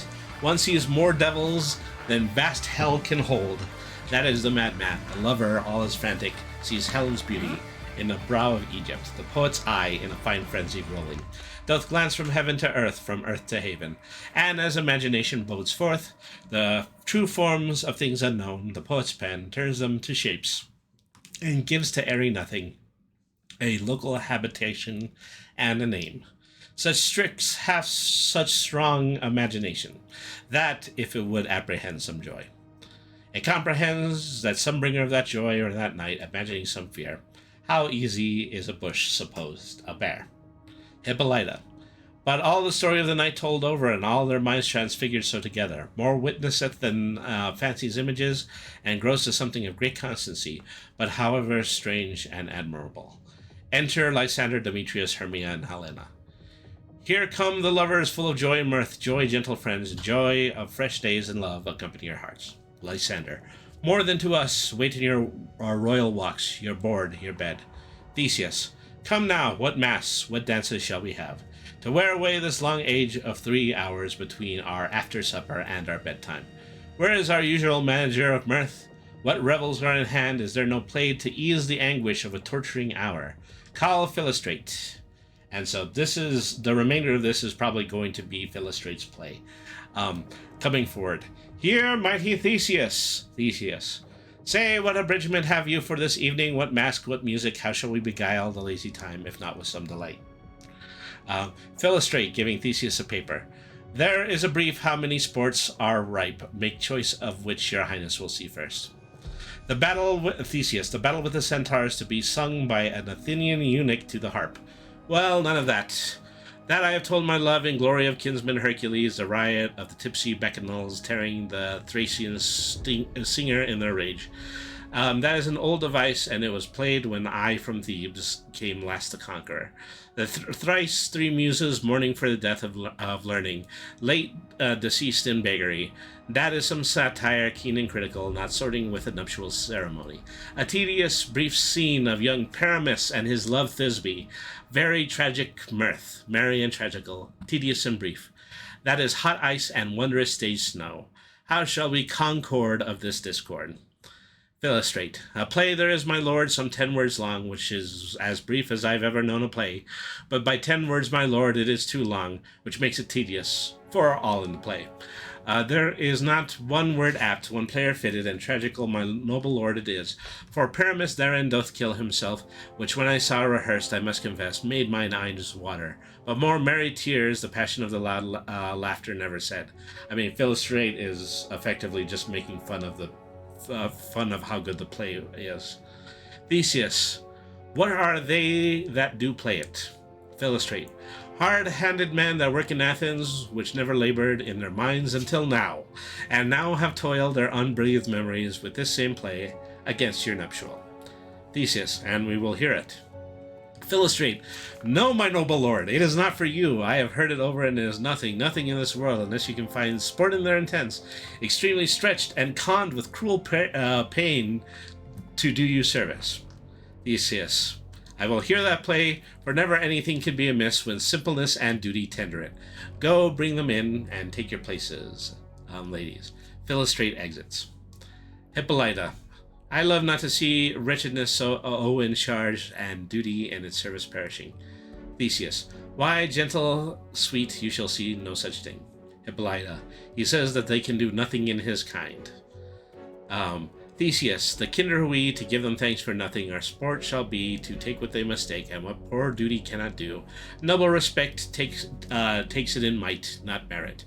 Where I have come, great clerks have purpose to greet me with premeditated welcomes, where I have seen them shiver and look pale, make periods in the midst of sentences, throttle their practised accent in their fears, and in conclusion dumbly have broke off, not paying me a welcome.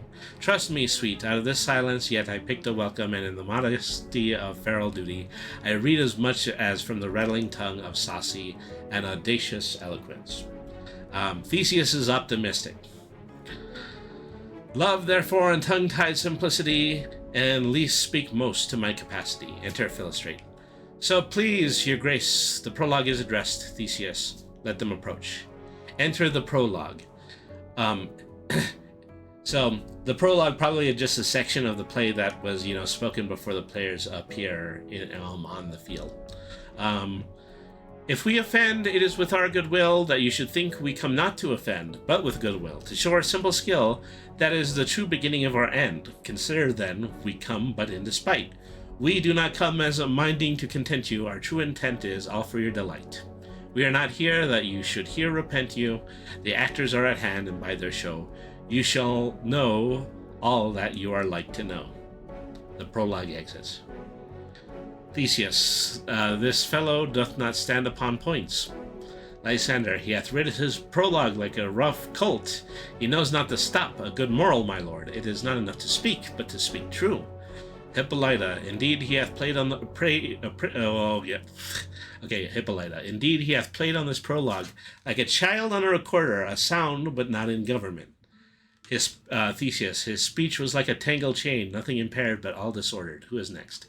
Enter Pyramus, played by Bottom, Thisbe, played by Flute, the Wall, played by Snout, the Moonshine, played by Starveling, the Lion, played by Snug, and the Prologue, played by Quince.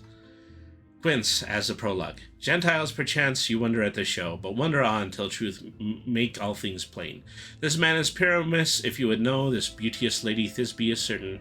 This man with live and rough cast doth present Wall, that vile wall which did these lovers sunder, and through this wall's chink, poor souls, they are content to whisper at the which let no man wander. This man, with lantern, dog, and brush of thorn, presenteth moonshine, for if you will know, by moonshine did these lovers think no scorn, to meet at Ninus' tomb there to woo this grisly beast, which Lion hight by name. This trusty Thisbane, coming first by night, did scare away, or rather did affright, And as she fled, her mantle she did fall, which lion vile, and with bloody mouth did stain. Anon comes Pyramus, sweet youth and tall, and finds his trusty Thisbe's mantle slain.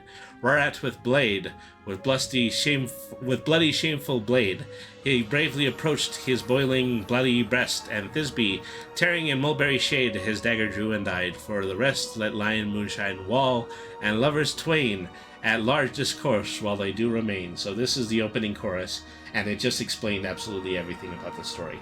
A play within a play. Yep, and so this probably significantly was written so that Shakespeare could poke a little fun at himself. So it's really the fact that, the presentation of a play in Shakespeare's time was probably considered one of the lowest art forms imaginable. To have an audience with a kingship was both rare and frequently frowned upon by the other entertainers that might have appeared in his time. So it is widely said that if it weren't for Queen Elizabeth, who was a big fan of the Globe Theatre, that Shakespeare would not have had the lengthy and storied career that he does. And so all of this is also to overshadow the fact that, there are significant amounts of other types of parodies of dramatis in earlier parts of the play. Just the concept of mistaken lovers running into each other in the middle of the woods and falling in love with each other itself is a parody of the way that most romance stories existed at the time. And so that's all I gotta say about that. All right. The lion, Theseus. I wonder if the lion be to speak. Demetrius. No wonder, my lord. One lion may when many asses do. Lion, Thisbe, moonshine, and prologue all exit. Snout as the wall.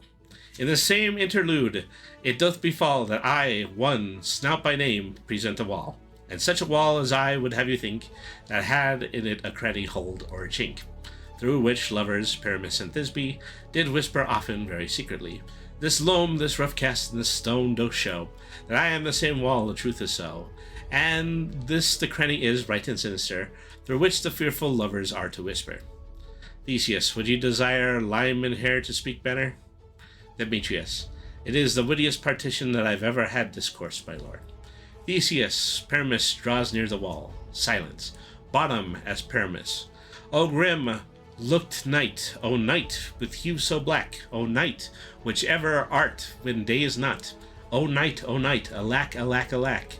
I fear my Thisbe's promise is forgot, and thou, O wall, O sweet, O lovely wall, that stands between her father's ground and mine.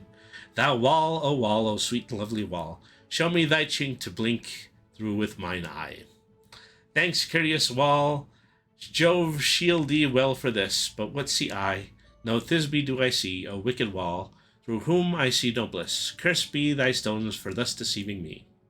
Theseus, the wall, methinks being sensible, should curse again. Bottom, no, in truth, sir, you should not. Deceiving me is Thisbe's curse. She is to enter now, and I am to spire through the wall. You shall see it will fall, Pat, as I told you. Yonder she comes. Enter Thisbe, the flute. Flute as Thisbe. O wall, full often thou hast heard my moans, for parting my fair Pyramus and me. My cherry lips have often kissed thy stones with lime and hairnet up in thee. Bottom as Pyramus, I see a voice, nor will I to the chink to spy to hear my Thisbe's face. Thisbe, flute as Thisbe. My love, thou art my love, I think. Bottom as Pyramus. Think what thou wilt, I am thy lover's grace, and like Lymander I am trusty still. Flute as Thisbe, and I like Helen till the fates me kill. Bottom as Pyramus, not Shalaphus to Procrus was so true. Flute as Thisbe, as Shalaphus to Procrus, I to you. Bottom as Pyramus, oh kiss me through the hole of this vile wall. Flute as Thisbe, I kiss the wall's hole, not your lips at all. Bottom as Pyramus, will thou at Ninny's tomb to meet me straightway. Flute as Thisbe, tide life, tide death, I come without delay. Bottom and flute exit. Snout as the wall, Thus have I my part discharged so, and being thus wall away doth go. And then he leaves. Theseus, now is the wall down between the two neighbors? Demetrius, no remedy, my lord, when walls are so willful to hear without warning. Hippolyta says, this is the silliest stuff I ever heard. Theseus, the best in this kind are but shadows, and the worst are no worse if imagination amend them. Hippolyta, it must be your imagination then, and not theirs. Theseus, if we imagine no worse of them than they of themselves, they may pass for excellent men. Here come noble beasts in, a man and a lion. Enter the little lions, Snug and the moonshine, starveling. Snug as a lion's. You ladies, you whose gentle hearts do fear, the smallest monstrous mouse that creeps on floor, may now perchance both quake and tremble here, when lion rough and wildest rage doth roar. Then know that I, as Snug the joiner, am a lion fell, nor else do know a lion's dam. For if I should come as lion, if I should as lion come in strife into this place, 'twere pity on my life. Theseus, a very gentle beast, and of good conscience. Demetrius, the very best at a beast, my lord, that e'er I saw. Lysander, the lion is very fox for his valor. Theseus, true, and goose for his discretion. Demetrius, no, my lord, this valor cannot carry his discretion, and the fox carries the goose. So they're using just a lot of different animal metaphors in order to describe the lion that they're seeing. His discretion, I am sure, cannot carry his valor, for the goose carries not the fox. It is well. Leave to his discretion, and let us listen to the moon. Starveling enters as moonshine.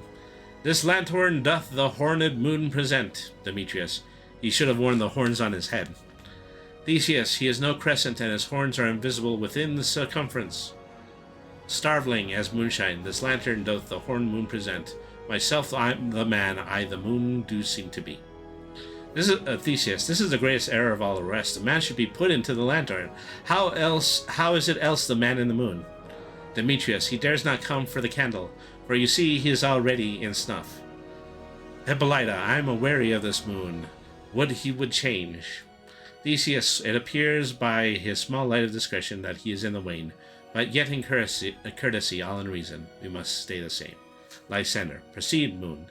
Starveling, all I have to say is to tell you that the lanthorn is a moon. I, the man, the moon, this thorn bush is my thorn bush, and this dog is my dog. Why, Demetrius, why all these should be in the lantern, for all these are in the moon. But silence, here comes Thisbe. Enter Thisbe to flute music. Enter Thisbe as flute, okay. Flute as Thisbe, this is my old ninny's tomb, where's my love, sung as lion. Oh, the lion roars, Thisbe runs off, dropping her mantle. Demetrius, well roared lion. Theseus, well run, Thisbe.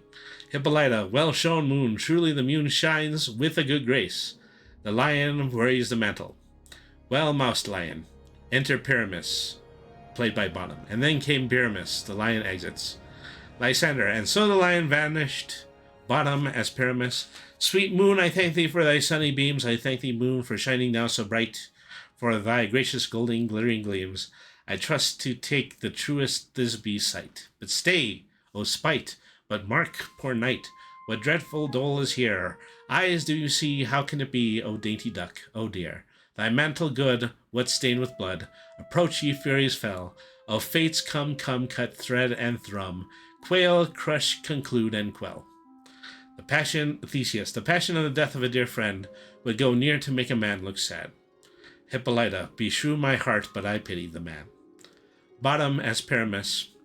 O wherefore, nature, didst thou lion's frame, since lion vile hath here deflowered my dear, which is which is the fairest dame that lived, that loved, that liked, that looked with cheer.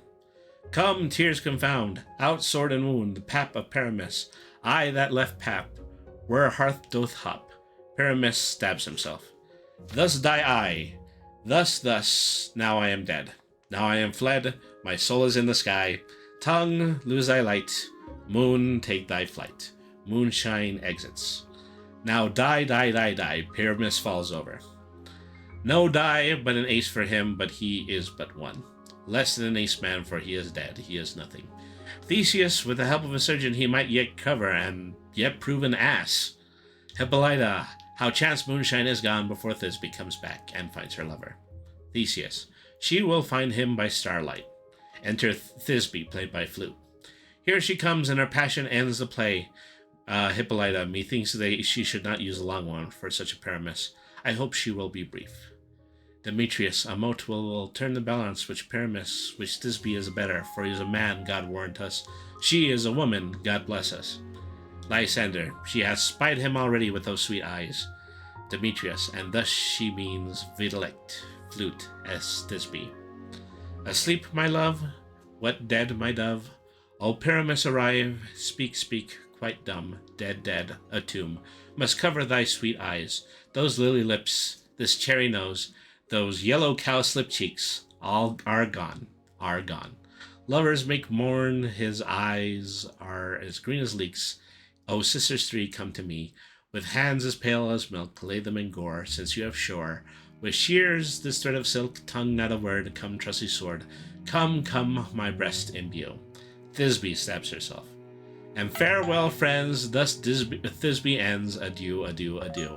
Thisbe falls. Moonshine and Lion are left to bury the dead. Aye, and the wall too. Blue Bottom and Flute arise. No, I assure you the wall is down that parted their fathers. Will it please you to see the epilogue or to hear a burgomask dance between two of our company? Theseus, no, epilogue, I pray you, for your play needs no excuse, never excuse. For when the players are all dead, there need none to be blamed. Marry, if he that writ that played Paramus and hanged himself in Thisbe's garter, it would have been a fine tragedy, and so it is. Truly and very notably discharged, but come your burgomask, let your epilogue alone. So, Bottom doesn't get to sing his song. Everybody dances and the players exit. The iron tongue of midnight hath hold 12 lovers to bed. 'Tis almost fairy time. I fear we shall outsleep the coming morn, as much as this might have overwatched. This palpable gross play hath well beguiled the heavy gate of night, sweet friends to bend. A fortnight hold we this solemnity in nightly revels and new jollity. They exit. And this is the closing couplet by Robin Goodfellow. Now the hungry lion roars and the wolf beholds the moon, whilst the heavy ploughman snores, all with weary task fordone. Now the wasted brands do glow, whilst the screech owl, screeching loud, puts the wretch that lies in woe in remembrance of a shroud.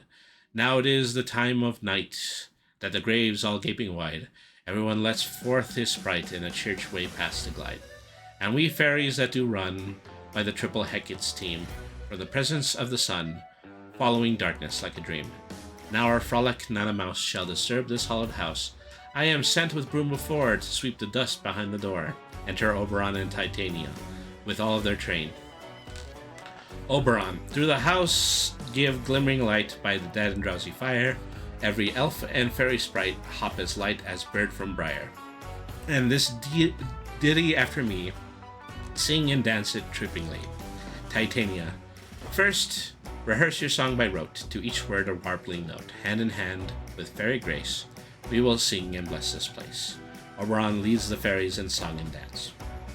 Oberon, now until the break of day, through this house each fairy stray, to each bride bed will we, which by us shall blessed be, and the issue there cremate ever shall be fortunate. So shall all couples there ever true and loving be, and the blots of nature's hand shall not in issue stand. Never moral hair lip nor scar, or mark prodigious such as are, despised in nativity shall upon their children be. For this field do consecrate, every fairy take his gate, and each several chamber bless through this place with sweet peace. And the owner of its bless shall in safety rest. Trip away, makes no stay, meet me all by break of day, and all but Robin the exit. Robin, if we shadows have offended, think of this, and all is mended, that you have but slumbered here, while these visions did appear. And this weak and idle theme, no more yielding but a dream. Gentiles, do not reprehend, if you pardon, we will mend. And as I am an honest puck, if we have unlearned luck, now to escape the serpent's tongue, we'll make amends ere long. else the puckalair calls, so good night unto you all. Give me your hands if we be friends, and Robin shall restore amends. The end. So a significant ending to, the entirety of the farce that is put on in this play is Robin basically advises the audience by saying, if you didn't like any of this, then you can just go ahead and forget it happened, because we're fairies and we don't really exist. Which is kind of the same out that they also had done in the second play. So this concludes our obligated reading of a Shakespeare play, A Midsummer Night's Dream, and it was good. This was really good to do, and so sometime I would probably like to do something similar to this. Is that perhaps if I once we get to the other end of the book of Ebon Tides, then there's a very good chance that I could read a few excerpts from Edmund Spenser's The Fairy Queen. It's another piece of Old English literature that I'm particularly fond of, mostly due to the fact that it kind of just reads as bad British literature fan fiction. I mean, seriously, at one point, King Arthur shows up as a self-insert character. So, look forward to that potentially, and look forward to, the completion of our reading of the Book of Ebon Tides. And I, along with an honest puck, shall say, if these shadows have a fit... Okay, no, we're not getting back into that. All right, so thank you everybody once again for tuning in to Brainy the RPG Cat. So take a moment to take a look at our sponsorships. This stream is brought to you by Dubby Energy Drink, the affordable and flavorful energy drink powder. Follow the link or head to dubby.gg and use the code BrainySentMe for 10% off your online order. Be sure to follow our Discord. We are going to be putting together Discord-centric events at the beginning of June, along with our upcoming arc. So, also, don't forget about streamloots.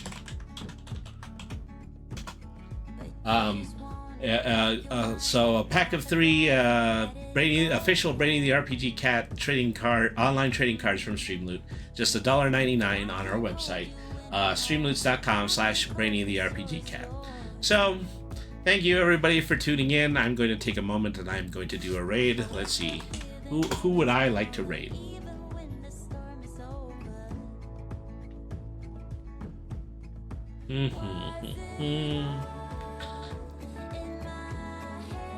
They're still on, probably.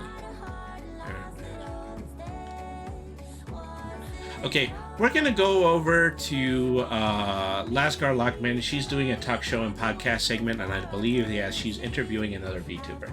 So that should be very interesting to watch.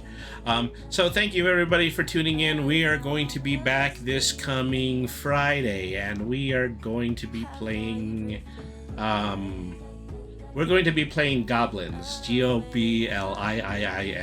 Is that a classic PC game that was originally played on DOS from a European developer. I'll have all those details when we actually do the stream. But thank you everybody for tuning in. Remember, BRAINY means smart. Nothing's too hard if you use your head. Thank you everybody for watching, and good night everybody. Good night, everybody. If these shadows have a fit out, I'm probably going to be doing that all night now.